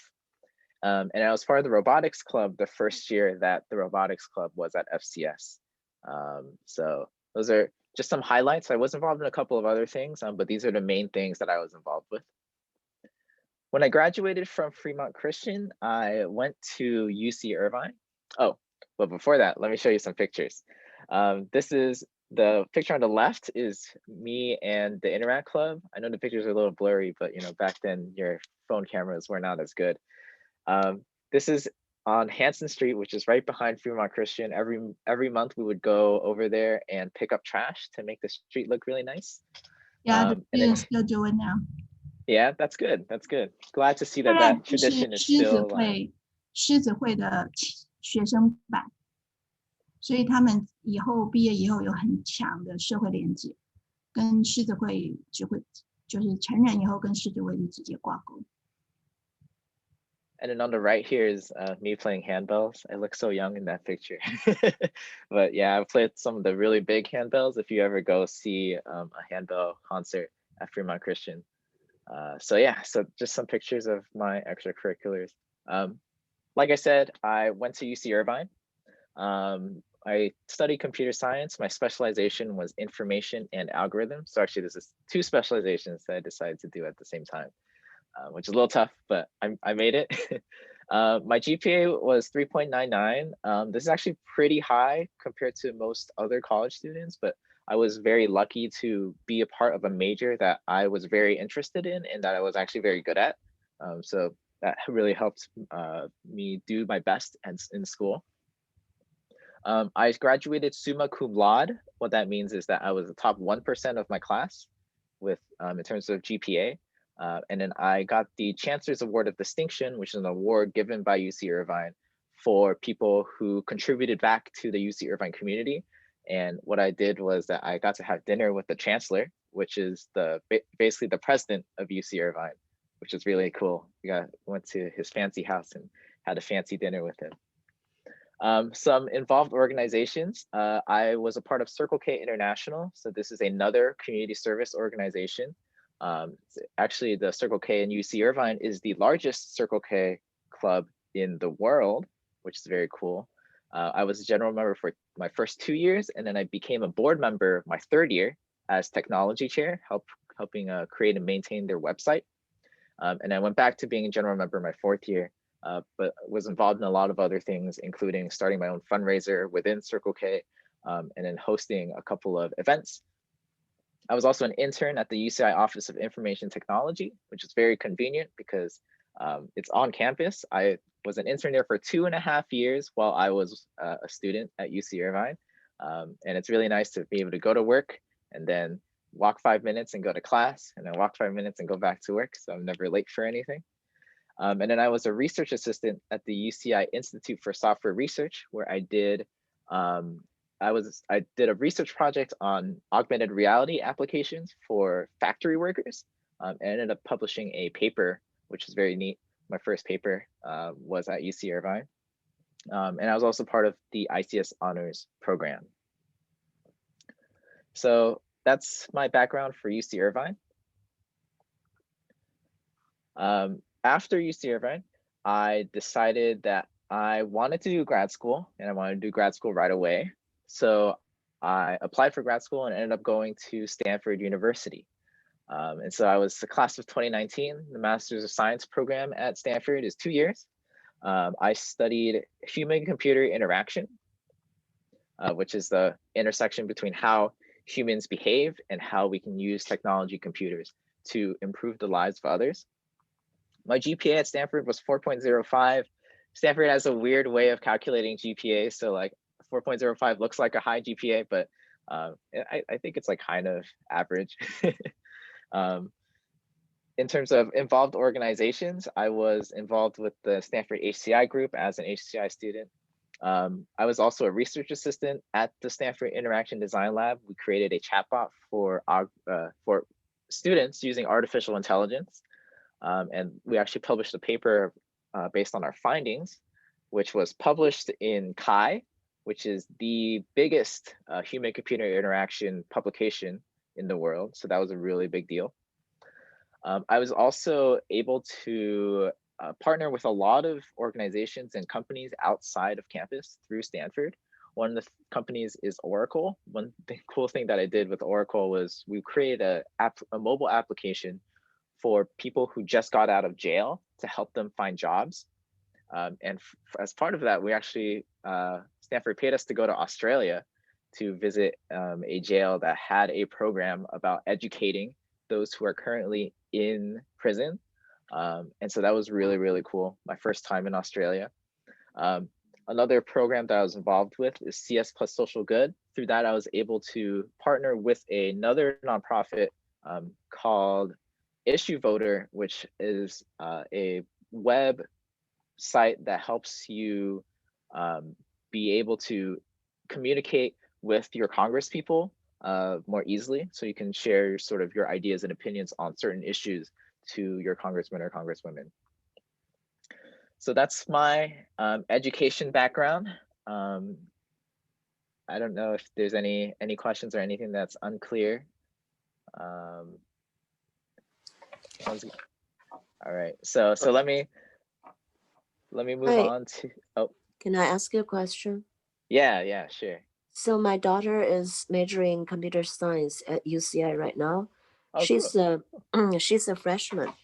So I want to know that how do UCI CS students fund summer internship and also fund jobs after their graduation, and also what activities do you think they should attend at UCI Right. for CS students? So those are great questions. So UC Irvine has, like many colleges, they have a career fair I think every quarter. So I always recommend going to these career fairs. Basically, as you might imagine, they just like bring all the, well, when everything was in person, they would bring all the students into a building, and there would be like a bunch of companies in the building, and you would like line up to talk to each company and then like drop off your resume. I don't know how they're doing it now, but my brother actually goes to UC Irvine and studies computer science, and he says that they have done a virtual career fair. So I highly recommend students to go to these career fairs, even if maybe they feel like they don't have good experience yet, or maybe they're not good enough at computer science to get an internship or a job right away. I think a good thing about these career fairs is you get to meet these recruiters and you get to connect with them. So in the future, maybe now is not a good time to find an internship because you don't have the skills yet. But what I've done is, I've connected with these recruiters, and then 1 or 2 years later, I would contact them again and say, hey, we met at a career fair. I'm interested in this job. Can do you have any openings, or what are your recommendations to apply for a position at the company? And so I think that's a good strategy. And another thing that you could do in terms of activities as for computer science, there's things called hackathons, where you basically spend all weekend or just 1 or 2 days working on an application. So you put on a team and you basically create an application in 2 days. I think that's a really good experience because you get to create something really cool. And also it's something that you can easily put on your resume and say, I created this project in a weekend. So that's a good experience. And I think if your child is interested in computer science and wants to sort of boost their resume like that, then hackathons are a good choice. Hope that answers your question. Okay, thank you. So are all of the jobs that CS students fund are through career fairs? What about other resources? Right. So with career fairs, it's easier because oftentimes the people at these career fairs are university recruiters. So they are trained and specialized to recruit students. But if a company is not at a career fair, which I understand happens, then you would have to either, find these recruiters online, which is not too hard now because, LinkedIn, you can just search for university recruiter at Google or something like that, if that's something you're interested in. So with social media, it's easy to find these recruiters. Otherwise, you'll just have to apply through their website, or I know UC Irvine and Stanford, they both use something called Handshake, where companies can post job listings on this website called Handshake that is dedicated to helping students find the jobs that they want or internships. Yeah. Oh, what about professors? Do they have industrial connections, or can they help students to land a job, or not at all? So it would be a little harder with professors. Oftentimes professors are full-time employees of the university. So they probably do have connections with companies outside, but I think a better way to utilize connections with professors is they often have research projects. And so, a lot of people, they actually do, instead of internship at a company, they do a research project at school, which is equally as valuable, I think, which it's different, right? It's a different experience. And so, talking to professors about research projects, I think would be a good idea. But otherwise, I'm sure a lot of professors have outside opportunities, but that's not something that I personally have done. Usually I do just apply through these career fairs or the websites that the school sets up like Handshake. Oh, thank you so much, Bryce. You're welcome. Any other questions before I move on? I have a quick question. Will be Sure. very quick. So, what advice do you give for the younger kids, like middle schooler, high schooler, if they are interested in computer science? They learn like basic programming. Is there any good activities, volunteer opportunities, or experience that you can share? So I will talk about advice that I want to give to students a little bit later in my presentation. So can we hold that question until the end? Is that okay? Absolutely, thank you. All right. So if there's no one, oh, okay. Bryce, excuse me, can I connect you on Facebook? Oh yeah, sure. In case I have further questions to ask Yeah, you. and I also have, you actually email would be better because I don't really use Facebook that much. I will have my contact info at the end. Oh, okay, thank you. Okay, cool. Okay, so let me talk about my professional life very quickly because I know you guys are more interested about my college experience. So I'm just going to be very brief here. I was a summer intern at Visa. So this is my first big internship outside of the UC Irvine one that I had on campus. So in summer 2018, this was already when I was at Stanford. My first big internship was at Visa. I know Visa is headquartered in Foster City, but they actually asked me, hey, do you want to go to the office in Colorado? And so I said, yeah, I love a free vacation where I get paid. So I went to Colorado for my Visa internship. It was very cool. After that, when I graduated from Stanford, I worked at Cisco and I work on the WebEx team. And so this is why I don't use Zoom is because for those who don't know, WebEx is Zoom, but in my opinion, better than Zoom. A lot of big companies use it. And so I worked on a WebEx team, starting from August 2019, like basically right after I graduated, and I'm still working with Cisco on WebEx today.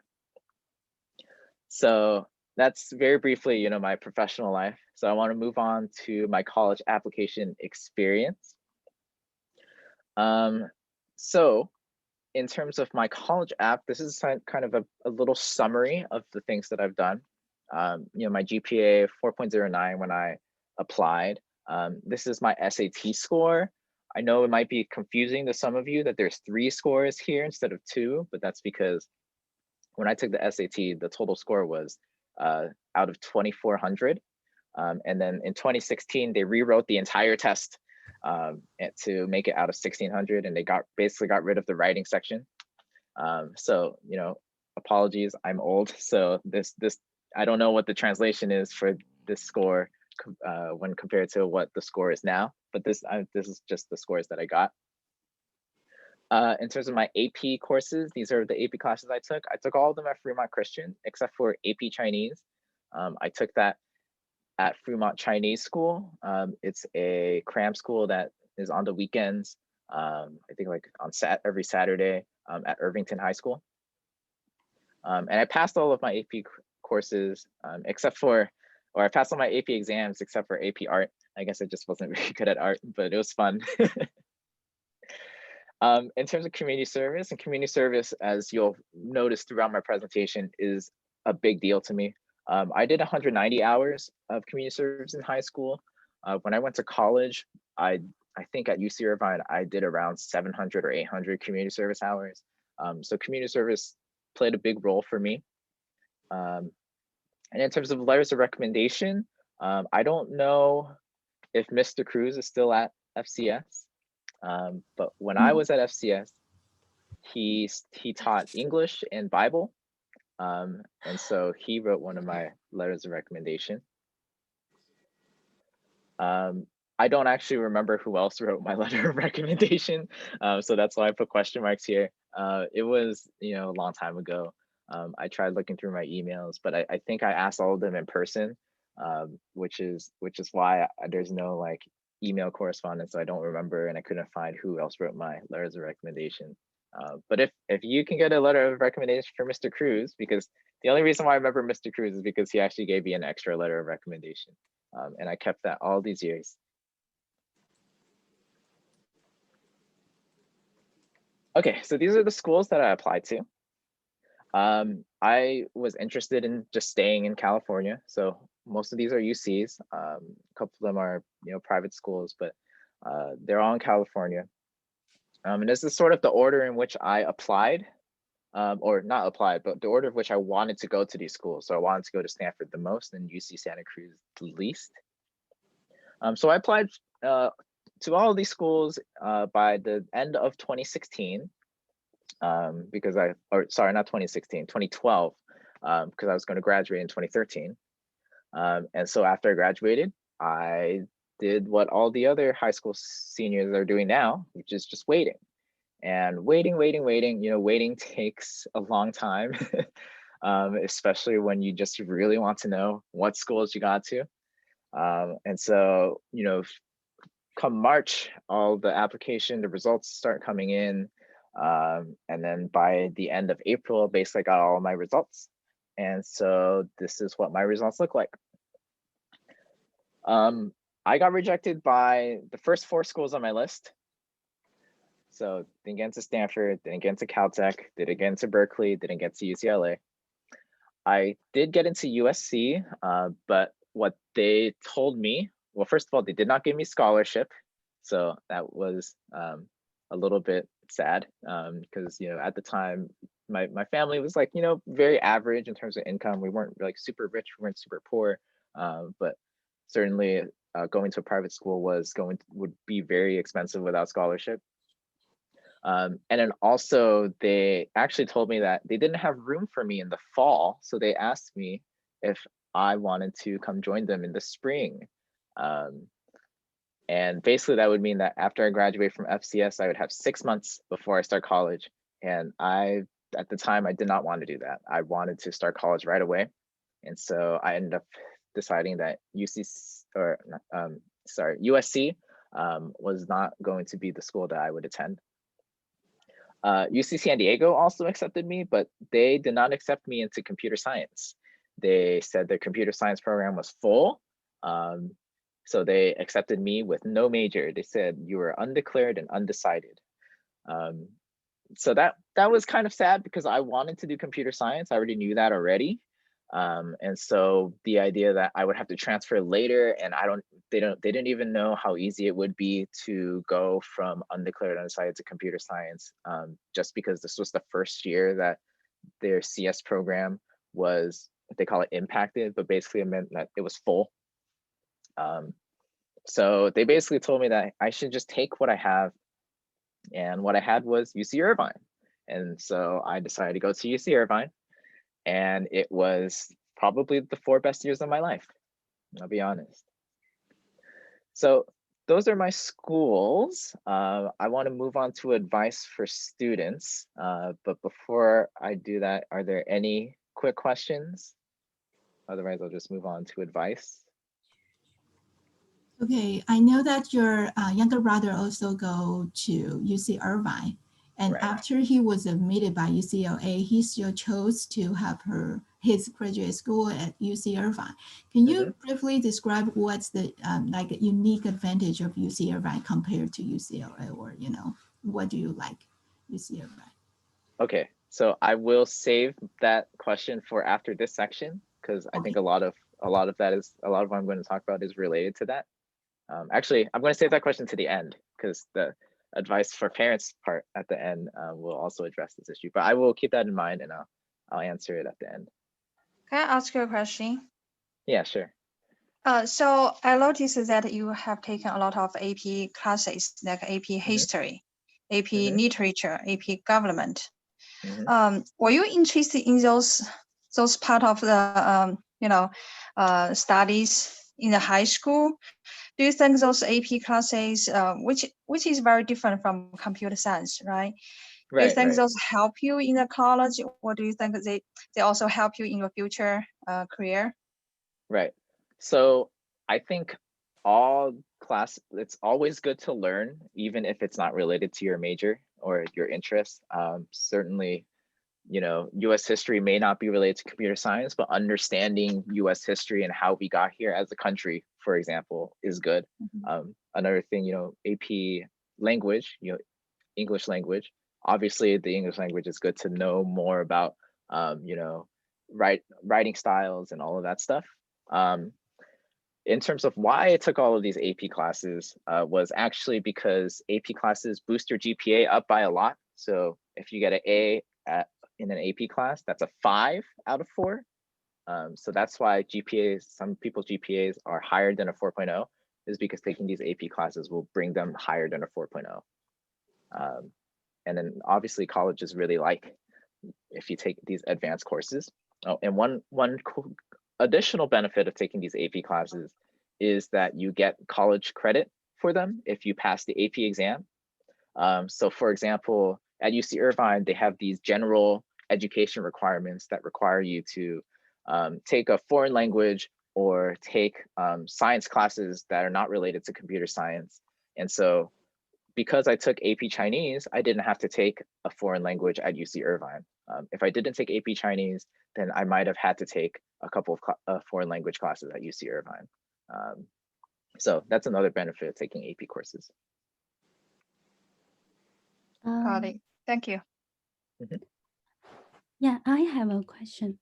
Could you give me a few examples of your community service and which community service you like best? Yeah, so that's actually a really good question. I saw most of my community service was through Interact Club, just because, you know, Interact, because it is one of the larger clubs at FCS at the time, was easy to, we sort of were planning these community service events, and it was easy to like do these community service events with your friends, so you don't have to do it alone.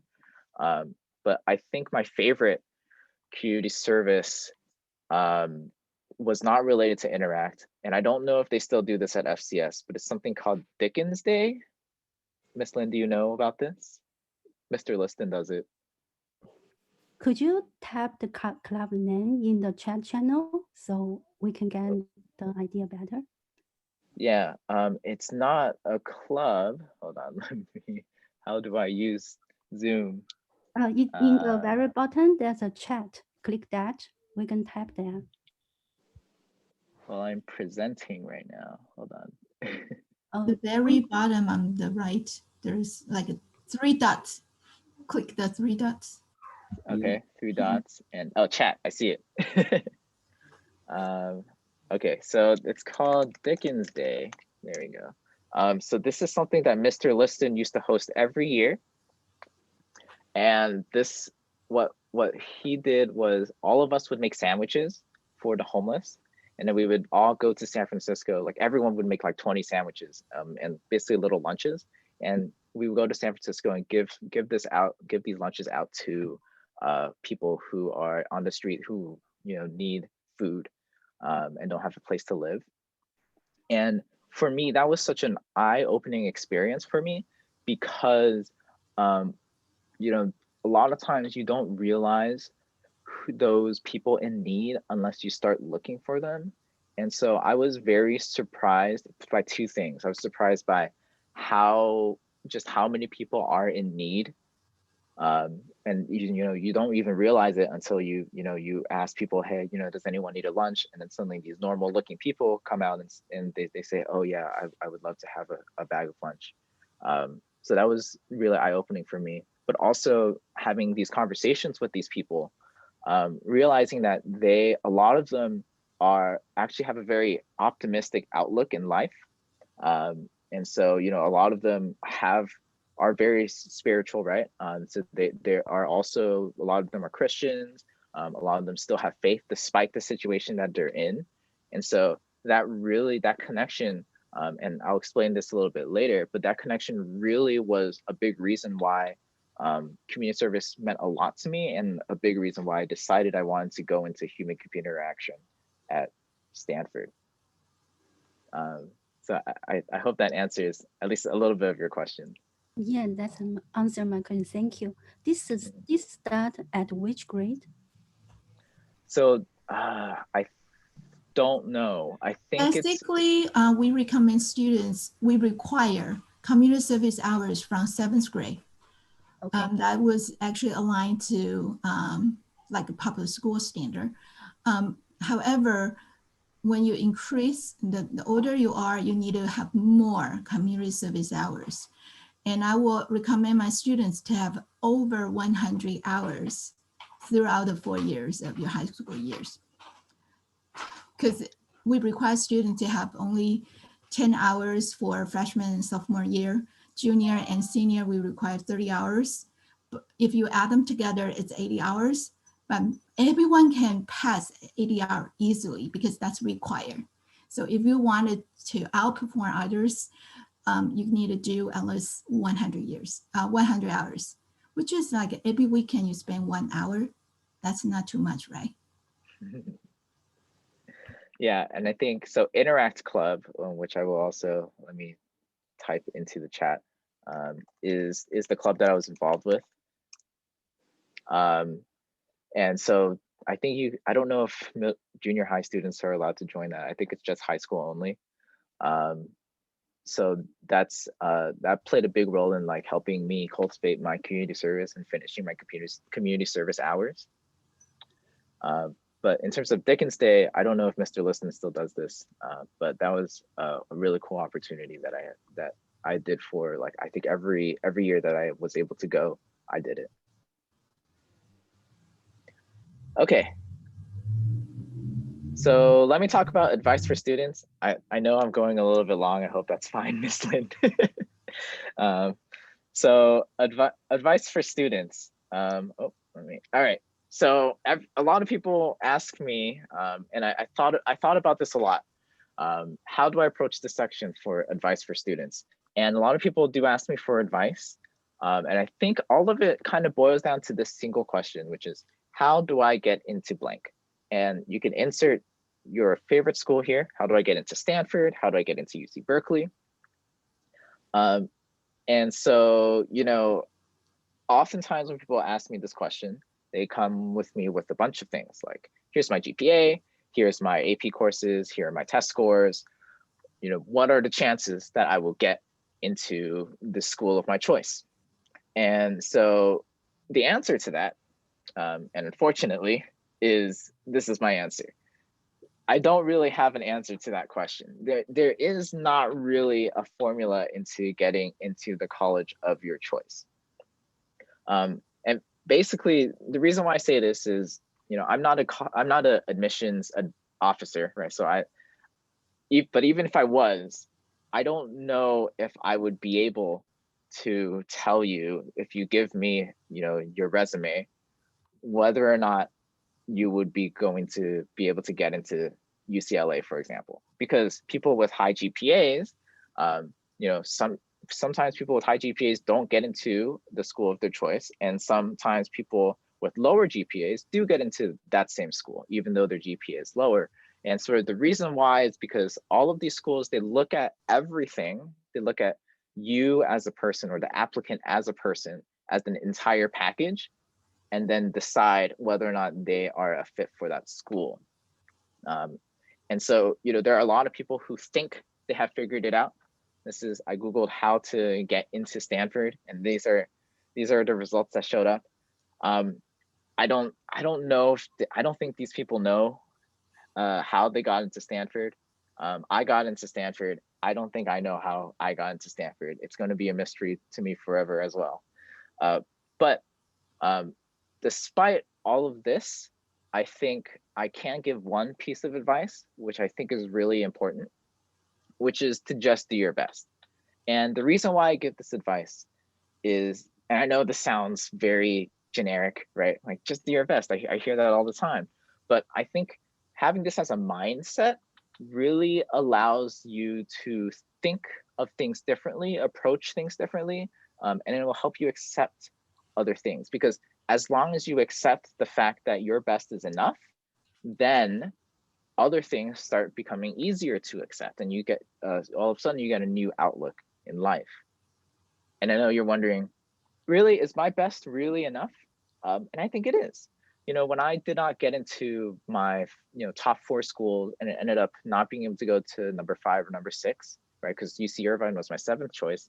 It was emotionally very difficult for me because I wanted to get into these schools. I had a lot of friends who ended up getting into those schools.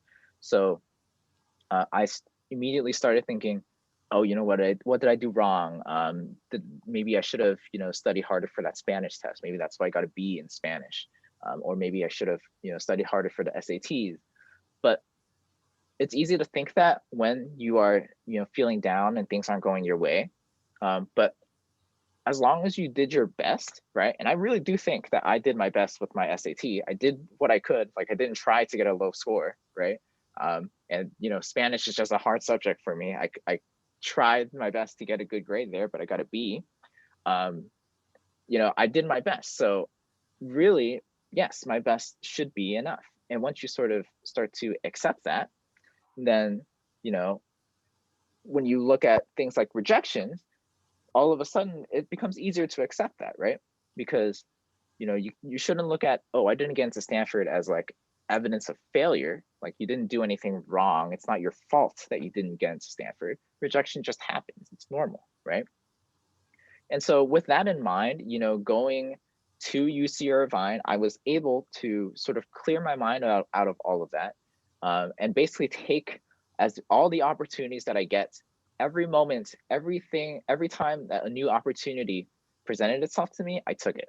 So for example, I started school at UC Irvine 5 weeks earlier than other people. UC Irvine has a program called Summer Start, which allowed incoming freshmen to start early. I, joined the ICS honors program. I found a community service organization that I loved. I found an internship on campus that allowed me to work for like 2.5 years at an on-campus opportunity. I got involved with research. And so if you imagine if I went into UC Irvine thinking, oh, I don't belong here, I should have gone to UCLA, for example, a lot of these opportunities I feel like I would have missed because those are mental distractions and you aren't doing your best when you are angry or sad or disappointed in yourself. And I know disappointment happens, but it's really important to really look at it the other way and think, okay, these are opportunities that are given to me, and so I should take them. And ultimately, I think, and I really do believe this, I think good things happen to good people. Eventually you do your best in everything you do, and you take every opportunity that comes at you. I think, 10 years from now, as a student, you sort of look back at what you've accomplished in your life, and I'm pretty sure you'll be pretty happy with, the things that have happened. And so I wanted to end this like advice section for students with this Bible verse from Galatians, and let us not grow weary of doing good, for in due season, we will reap if we do not give up. And I think this really, so this is, the Apostle Paul's writing this, and it really is, showing that, hey, God has a plan for all of us, right? And so as long as we continue to do our best, to serve him spiritually and to help ourselves intellectually, helping other people, and I think, eventually, God has a plan and good things will happen. I really do believe this. So that's my section for advice for students. I want to move on to advice for parents next, which is my last topic. So is there any questions before I move on to this section?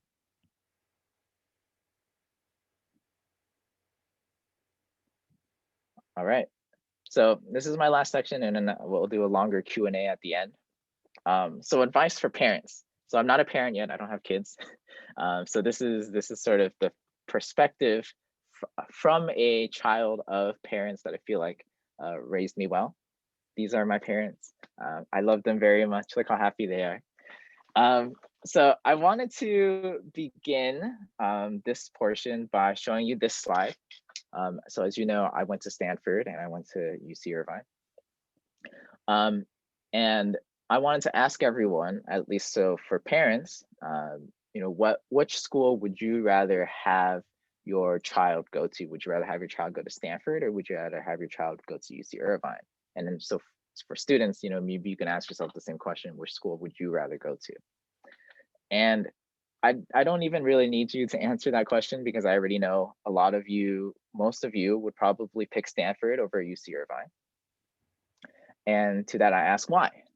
And you can tell me, you know, Bryce, I'm very good at using the internet. I can Google Stanford University and then I can Google UC Irvine. And I could find that Stanford on a lot of lists is ranked #1 and then UC Irvine is ranked 30 or 40.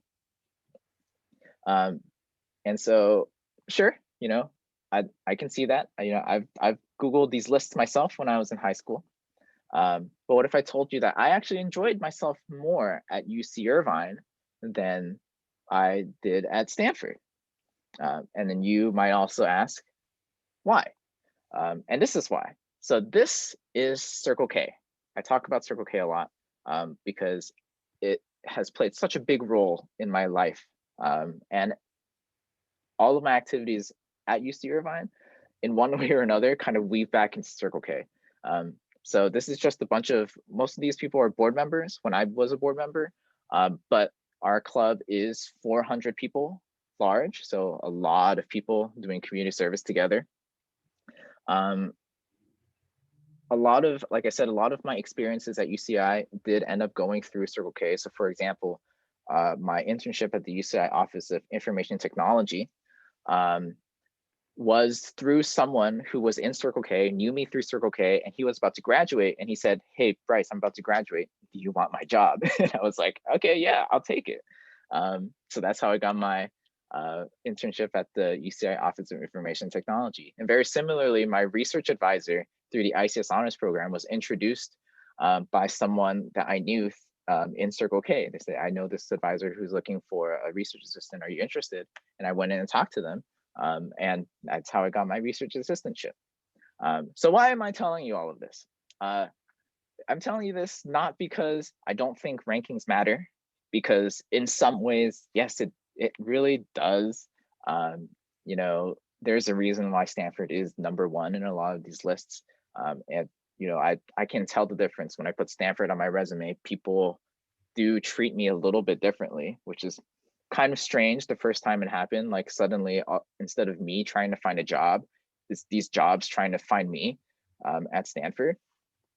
But I do want to say that what is more important than ranking, and like I said, ranking does matter a little bit, but what matters more, in my opinion, is a good fit. So I want you to think about, as a parent, I want you to think about, well, I want my child, I don't want you to think about, I want my child to go to the #1 school in the country. I want you to think about, I want my child to go to a school that is a good fit for them. And so what do I mean by that? So like I said, don't be too obsessed with rankings. I know rankings are very convenient. It's a nice number, right? But you know, much like how a student is more than their GPA, right? College is much more than their ranking. And I'll talk a little bit more about how to like learn more about the unique aspects of each college. But I want to first talk about, because there's two parts of this, right? You have your child and you have a college, and you want them to be able to, you know, be put together so that the child is a good fit for the college and the college is a good fit for the child. So, you know, my mom does get these questions a lot about, hey, how do you get your son to Stanford? And she always answers this by saying, oh, I just let my son be himself. And so, you know, it's a kind of a funny answer to me. Like she tells me this sometimes. But I do actually think she's right. And maybe she doesn't notice this. But me being able to explore my passions, or my parents allowing me to explore my passions, really helped me become the person I am. So let me give an example. You know, I really love video games. I played a lot of video games when I was a kid, and that love for video games actually ended up being becoming a passion for programming, because when I was in middle school, I wanted to create my own games. And so I downloaded something called Game Maker, which is online. It's a program you can download and create your own games.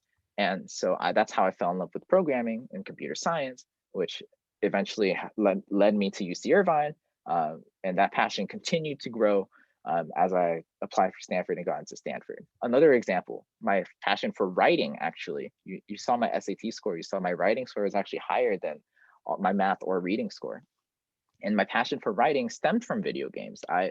joined a site called IGN in high school and basically wrote about video games every single week. And my love for writing helped me write papers in high school, helped me write my personal statement, helped me write my research papers at UC Irvine, and eventually helped me write my research paper at Stanford as well. Another community service is something that I bring up all the time. You know, my passion for community service came from high school.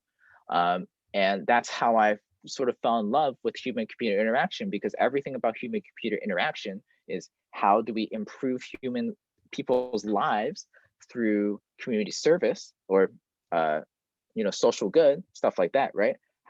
With technology, everything can, like, you know, you can change people's lives through technology. And so all these hackathons I attended at UC Irvine that I mentioned before, joining UC Irvine Circle K and becoming technology chair, was all of that was through, you know, helping other people through technology. And I honestly do think that that's a big reason why I got accepted to Stanford, was because of my passion for community service. And so, you know, the passions for your child will obviously be different, but I really want to encourage you to let your child explore their passions. Because if my parents told me, you know, don't waste your time writing about video games, or don't waste your time doing community service, then I think that would be, you know, things would be so much different. I would be such a different person, and maybe I wouldn't have gone to Stanford, for example. So that's sort of the child aspect. And then for the school aspect, you know, I think it's important to look at what makes each school unique outside of just their ranking. So for example, Stanford has this thing called the D School, it's short for design school, where they teach experimental classes. And one of my favorite classes at Stanford was something called From Play to Innovation. It was taught by a famous toy creator. And it was such a cool class because it was teaching how, it was doing these experimental techniques in teaching how to have fun and creating new ideas through fun, and how important that is to the creative process. And that could only be possible through the D School, and the D School is only at Stanford. There's no other school that's quite like it. So that's an example of what makes a school unique. And I know it's very hard as students and as parents to look online and find what are these unique aspects of these schools. And so my final piece of advice, and this is something that I love a lot about what my parents did, was they brought me on a college tour and I visited a lot of campuses. When I got into USC, UC San Diego, and UC Irvine, my parents took me to those schools to check it out. All of these schools, they always have events for students that they admit. All of them do campus tours to help you learn more about the school. And I think there's no better way to learn about what makes each school unique than through, you know, through going to these colleges yourself and then talking to the people who are there, talking to students, talking to professors, talking to staff members. Everyone is more than happy to share their experiences with you. So I wanted to end this, my presentation in this section with another Bible verse. This is Colossians 3:23. Yeah, it's another letter from Paul. But he says, you know, whatever you do, work heartily as for the Lord and not for men. And so I want to bring this verse up is because I think oftentimes we want to go to the #1 school because #1 sounds really nice. But I think it's important to really remember that, you know, you shouldn't be doing these just to sound nice, right? These are like material things. God doesn't care if you go to #1 school in the country. He doesn't care if you go to number 10, number 50, number 100.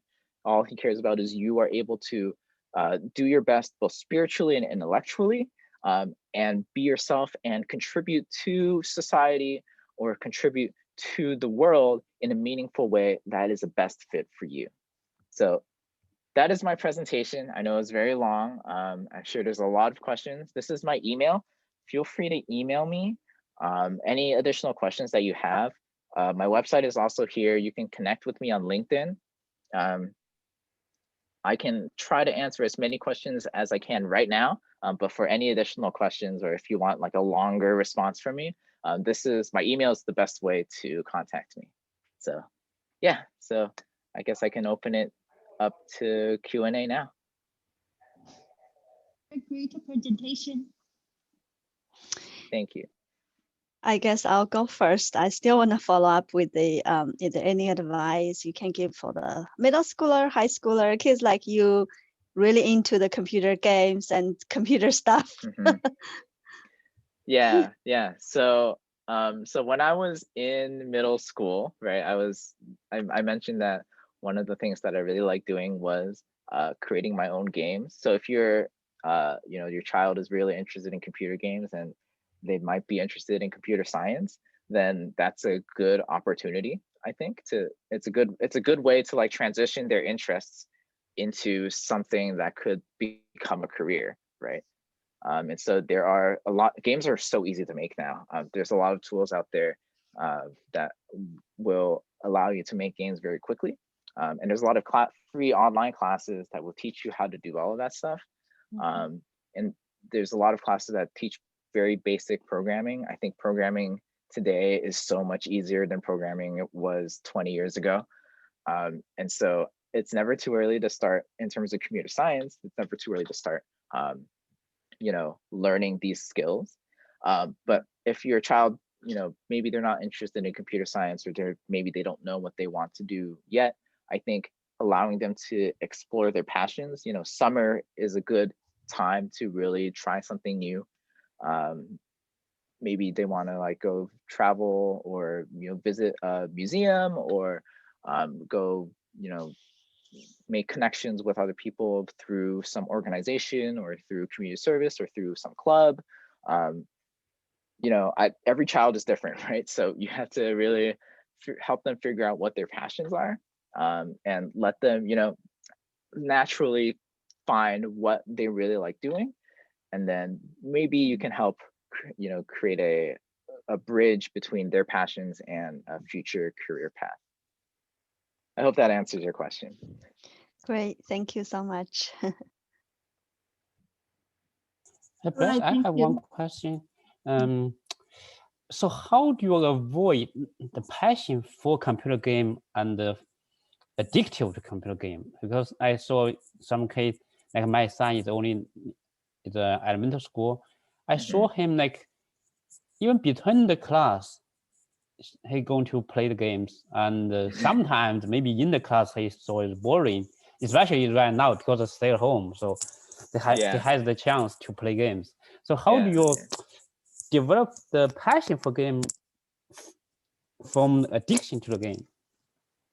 Yeah, so I will say that I was never really, I think, you know, addicted is like a hard word to use, right? Because you know, there's like true addiction, right, as a true medical condition.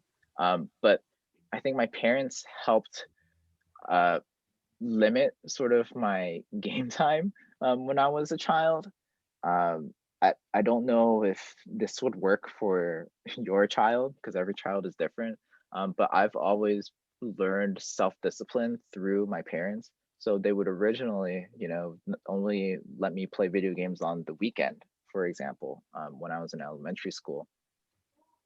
And then that sort of discipline has helped me sort of, eventually they stopped caring. But that sort of discipline has helped me sort of control my own time playing games, because there is a time for fun, and I think it's important.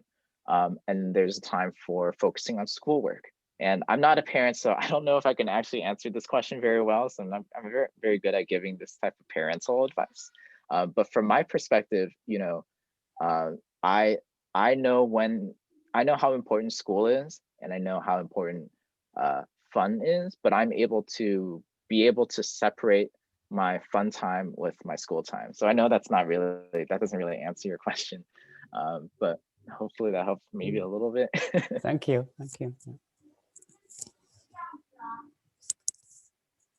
All right, thank you so much. We're going to move on up to our last one, which is Alan Wong. Alan was a freshman in Mission San Jose High, and he transferred to Fremont Christian School. So he has experience about public school, big school, and a small private school. So let's welcome him first, and I'm going to conclude the meeting after he presents. And Alan, are you ready?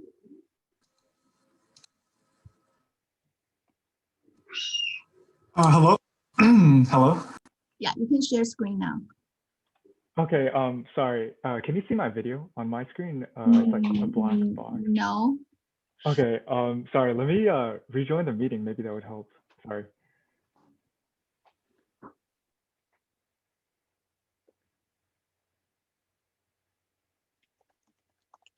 Okay.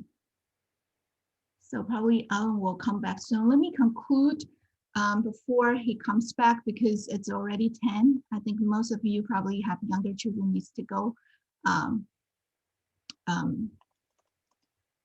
take care of your children. One reminder, what reason that Bryce had very good GPA, but he didn't get to be accepted by UC Berkeley, UCLA.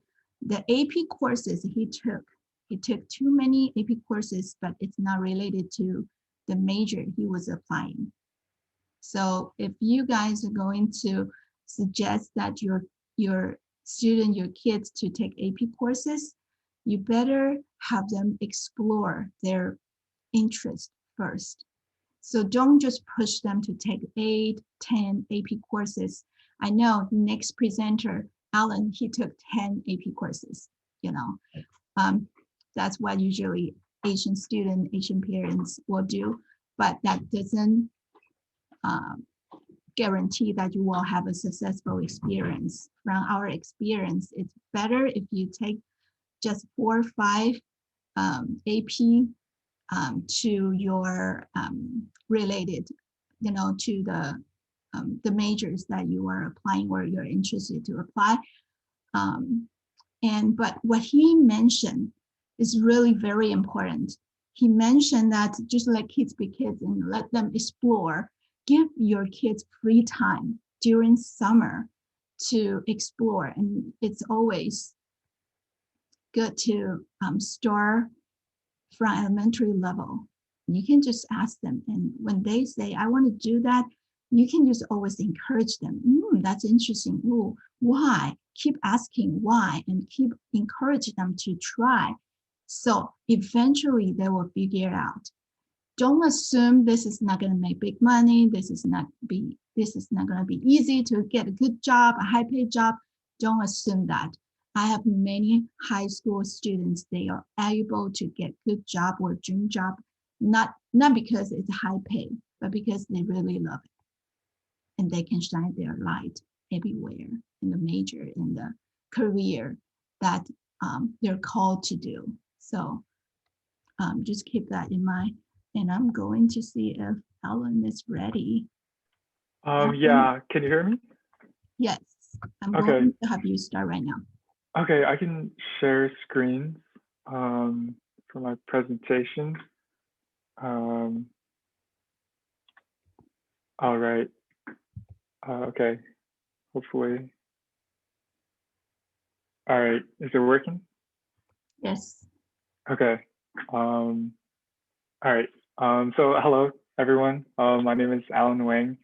I guess a little about me. Currently, I'm a college student. I'm a 3rd year at UCLA. My major is electrical engineering. And yeah, I went to Fremont Christian from 2016 to 2018. Miss Lin was a math teacher that I had in junior year. And yeah, she's not only a fantastic teacher, but also she's a God-fearing role model to me during that time, and still is, of course. Yeah, I'm 20 years old, and I guess I'm here to hopefully give you guys some, I guess, things that I think are important and things that have helped me since high school. And I do want to say before we start that I am only 20 years old and I'm not even done with undergraduate. I don't have kids, so I definitely don't know the perfect way for parenting. I don't know the perfect way to get into your dream school, but I'm just going to try my best to, I guess, say what worked for me and some things I think are important. Yeah, also I go to Grace Community Church in Los Angeles down at school. And yeah, I was saved during high school in Fremont Christian. So praise the Lord for that. Fremont Christian's a great school. Yeah, all right, I'll get started then. Righty. So yeah, Ms. Lynn mentioned that one of the topics was going to be like communication with teenagers. And like I said, I'm only 20 years old, so I don't have kids.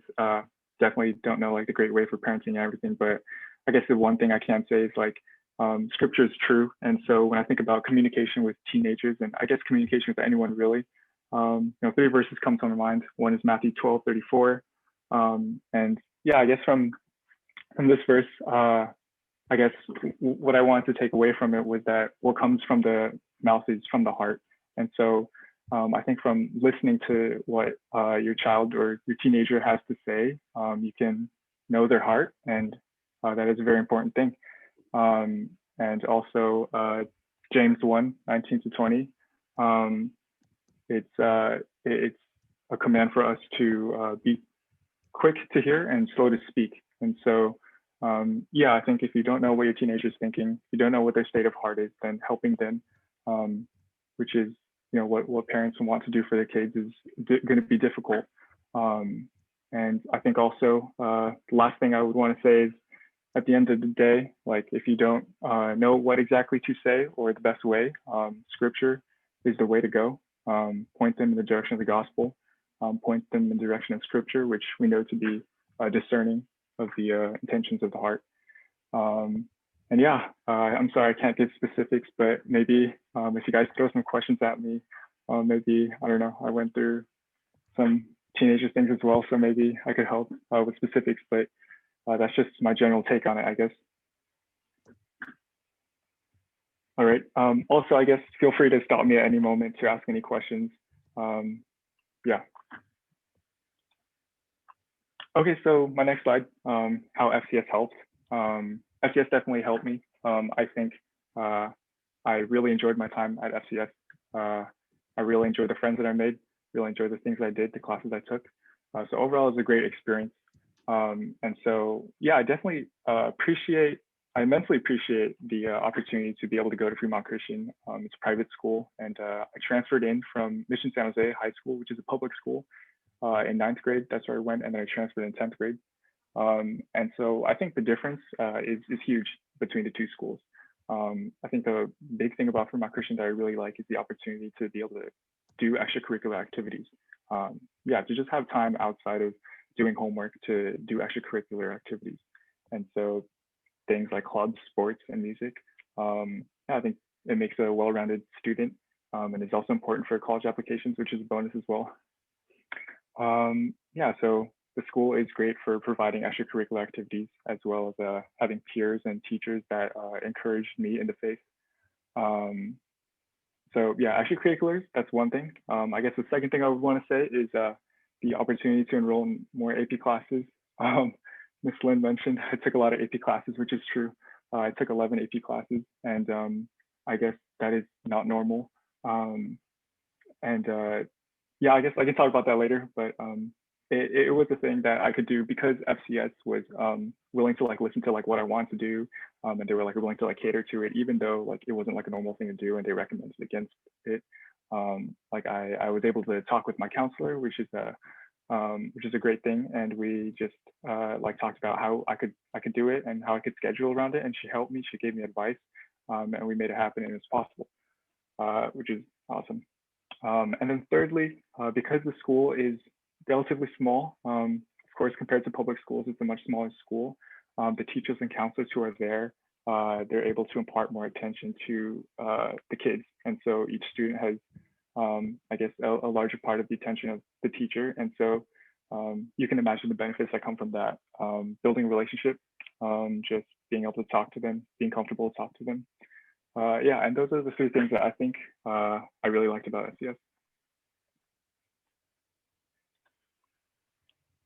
Okay, my next slide is about some of the things I did during high school. So yeah, just again, I went to Mission San Jose High School from 14 to 15 as a freshman then. I did transfer schools. I transferred schools, the reason being coming into 9th grade, the pressure of like academics and the difficulty of academics was definitely up there at Mission San Jose High School. And so I didn't get good grades. It's definitely a struggle to keep up in class, to do homework. And I think at that time I was also just an immature student. I didn't take classes seriously. I played a lot of video games. And so, yeah, I think I was struggling as a student. It's a combination of both just being immature with like not knowing how to study well, and also a combination of the environment being very, I guess, academically pressured. And so my parents, they pulled me out of Mission San Jose High School and transferred me to Fremont Christian. At the time, switching schools, it was, in my opinion, like really bad because I had to leave all my friends at Mission San Jose High School, and I was like going to like this private Christian school, and at the time I was not a Christian, so I was very against the idea of switching schools. But my parents were they were strong-willed, and I trusted them, and I'm glad that I did, because in the long run I'm very happy that I did. And yeah, at Fremont Christian School, from sophomore year to senior year, I've done Interact Club, which I think the previous speaker has talked about doing, and then also DECA Club, and then also track and field as a sport, and then jazz band, and also marching band. But yeah, these would be the things that I would spend my time on outside of classes and after school, or on the weekends. Yeah, I really enjoyed them. And here's some pictures. It's my track and field picture, and then an Interact picture from the yearbook. Okay, the next thing that I want to talk about is career/major exploring. And yeah, I guess to be general, when it comes to picking a major, I think there should be a balance between considering one's initial passion for the major, and then also the marketability of the major. And so I guess to give an example of why I say this is because going back to high school, I really liked art. I was like super into like art and drawing and all that. But when it came to other subjects in school, I couldn't really find one that I was very passionate about. I could say that I was like a little bit interested in physics, but everything else, I couldn't really find like a major that I really, really liked. And so knowing that, becoming an art major and going out into the real world and finding a job for that is going to be very difficult, to be realistic. I considered, okay, what is a major that, though I don't have an initial like great passion for, can still be, marketable and still be able to find jobs after. And so that's why I picked electrical engineering. And yeah, I did not initially like love electrical engineering. I wasn't like in love with like circuits and like math. That definitely wasn't the case. But so far from taking classes, lower div classes and also upper div classes this past year, I've grown to really appreciate the major. I've really grown to appreciate diving deep into the subject. And so I think I have a growing passion for electrical engineering. Yeah, and also another thing is that pursuing a major that is related with my parents' careers is also like super helpful. So my dad is in electrical engineering, and my mom is like software engineer. And yeah, when I like don't know what classes to take, I ask them, and they're like, yeah, this class is about this class is about this. You should take this. And so it's really nice to be able to have like their perspectives, which are very well informed because they have been in the field for so long. They have like some very precious advice to impart on me, and so yeah, I really value that. And then I guess also the last thing I want to mention is that if your teenager is going into college and they don't know exactly what major they want to go into, and they just like can't make up their mind, then you can always go with undecided. And even if you pick a major, there's a possibility to change majors at the start of your undergraduate career.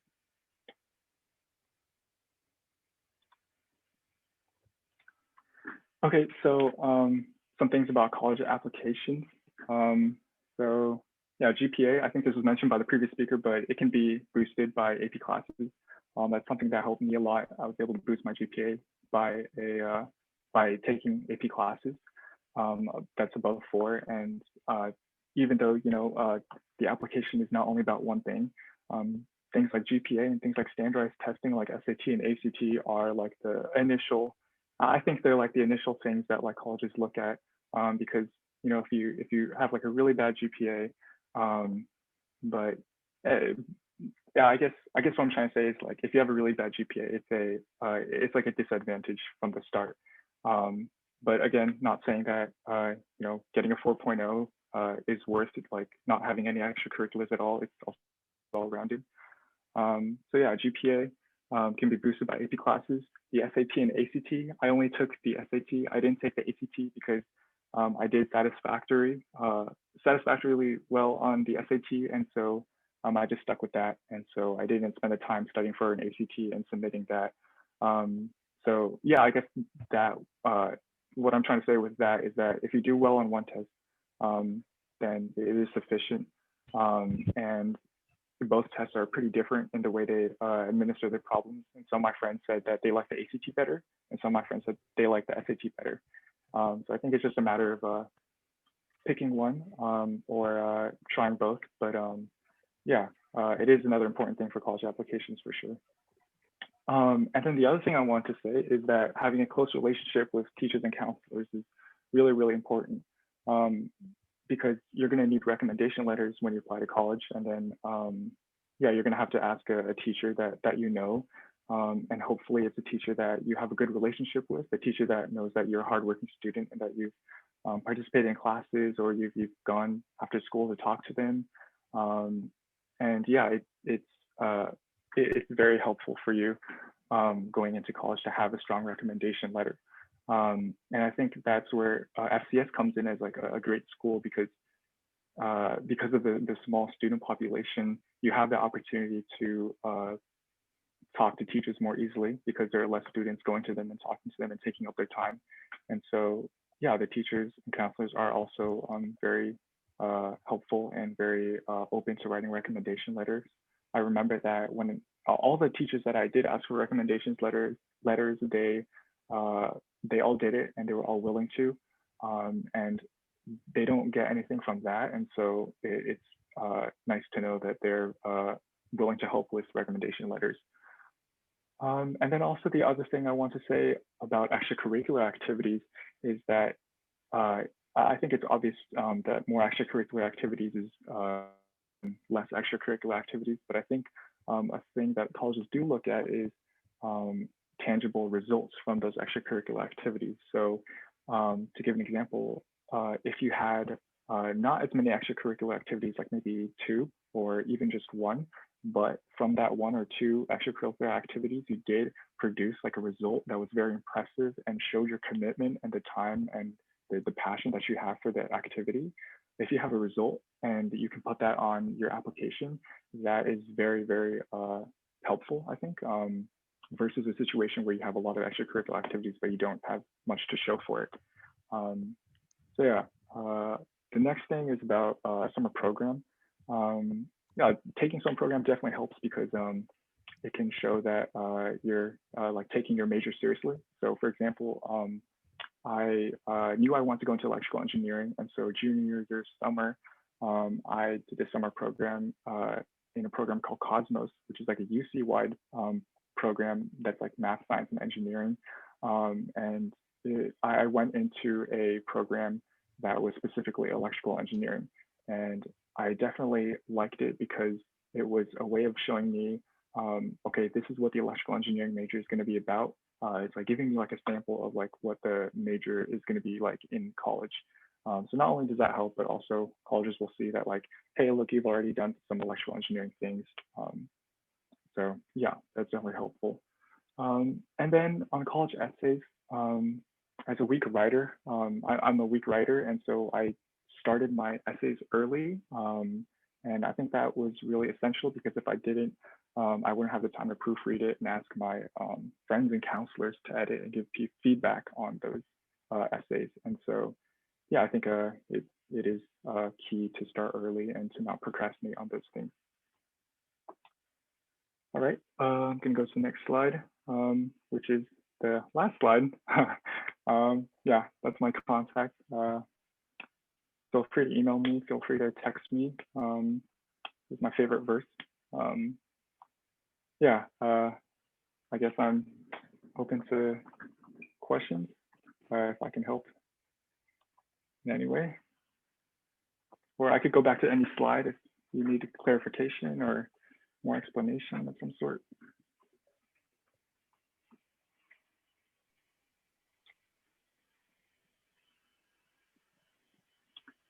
Okay, I see there's something in the chat.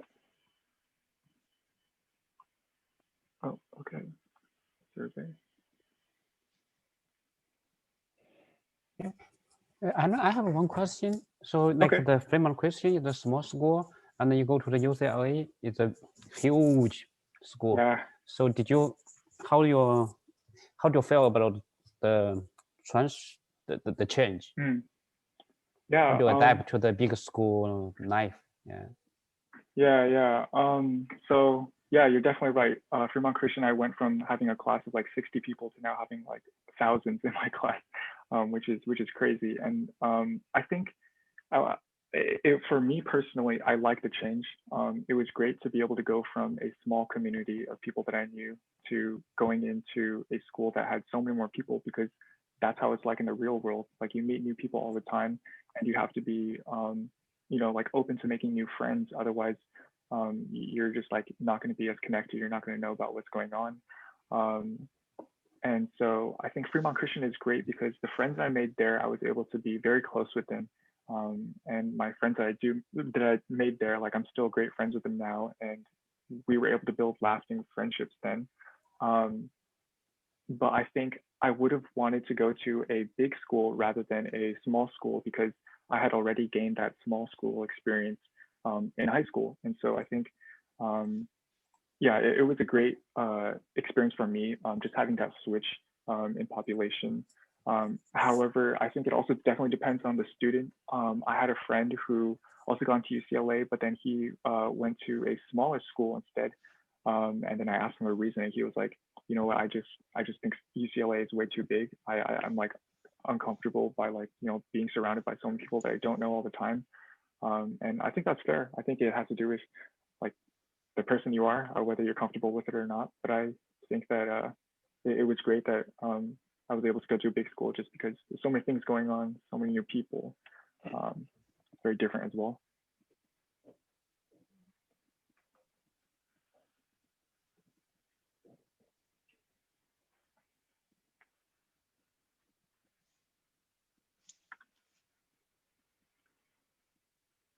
Miss Lin, you are on mute.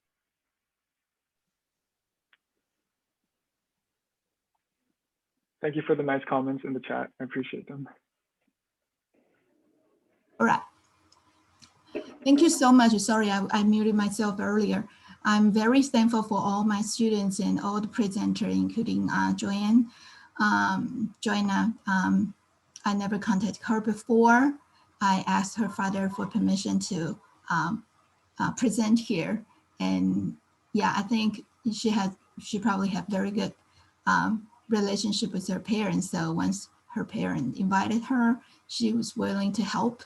And I was very grateful for all my past students who has been so supportive once I give them a test and they answer right away.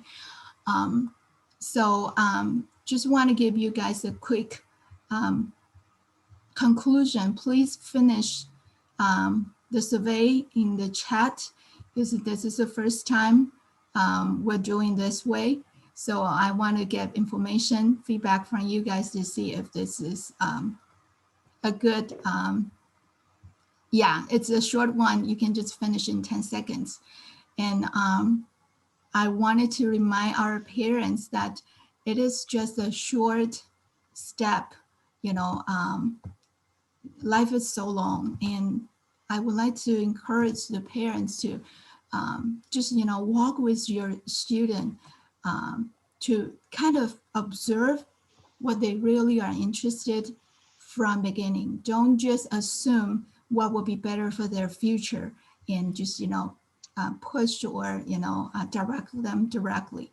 And I would like to also remind that we have to remember, whatever they make you frustrated, this is your daughter, your son, whom you love with.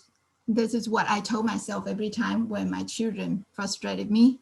I will repeat this verse from the book of Matthew, chapter 3, verse 17. This is my son. 我就会一直提醒我自己，这是我生的。Whatever you see from him is reflecting me. So 这是我们所爱的孩子，是我们跟上帝得到的恩典。With him, I am well pleased. 所以即使他们打 game， 即使他们没有办法 self-discipline, it's just, you know, a masterpiece under construction. So just keep encouraging them. You are needed, you are valued, and most important of all, you are loved. Okay, and I would like to remind our parents that the overall expected learning results should be sound body, sound mind, sound spirit, and build that sense of community to your child so that they know why they need to work, they need to find a job, they are equipping themselves right now so that they in the future will be able to really, truly explore from their heart and find their calling and enjoy their life. Do you guys have any questions?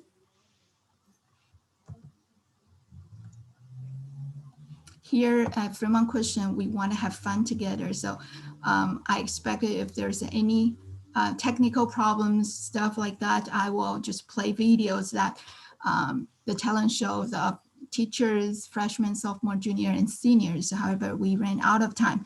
So I'm gonna stop right here and I'm gonna say thank you to all of you who participate from beginning till the end. It's 3 hours long meeting. I appreciate all your attendance and your participation from beginning till the end. All right, 所以你们可以 turn your video on. If you want to say something, say some word. Yeah, let's say something to each other before we end this meeting. Any questions? Thank you, friends. I just want to say thank you for organizing this event. So it's very helpful for us. Yeah, so don't worry. Even though they didn't do first thing right, it doesn't mean that they will mess up the second thing. Even though they have tried 10 things and got everything done horribly, they are kids. They have right to make mistakes and learn from there. And that's why they're kids.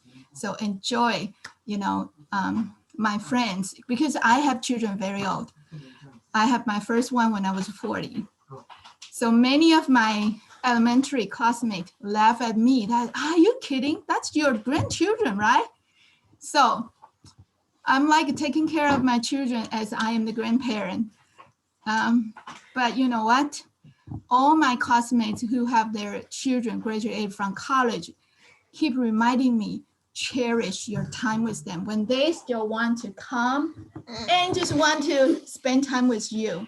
Hug them, love them, enjoy the moment. Don't push them away from you. Don't push them to do the work. You need that time with them.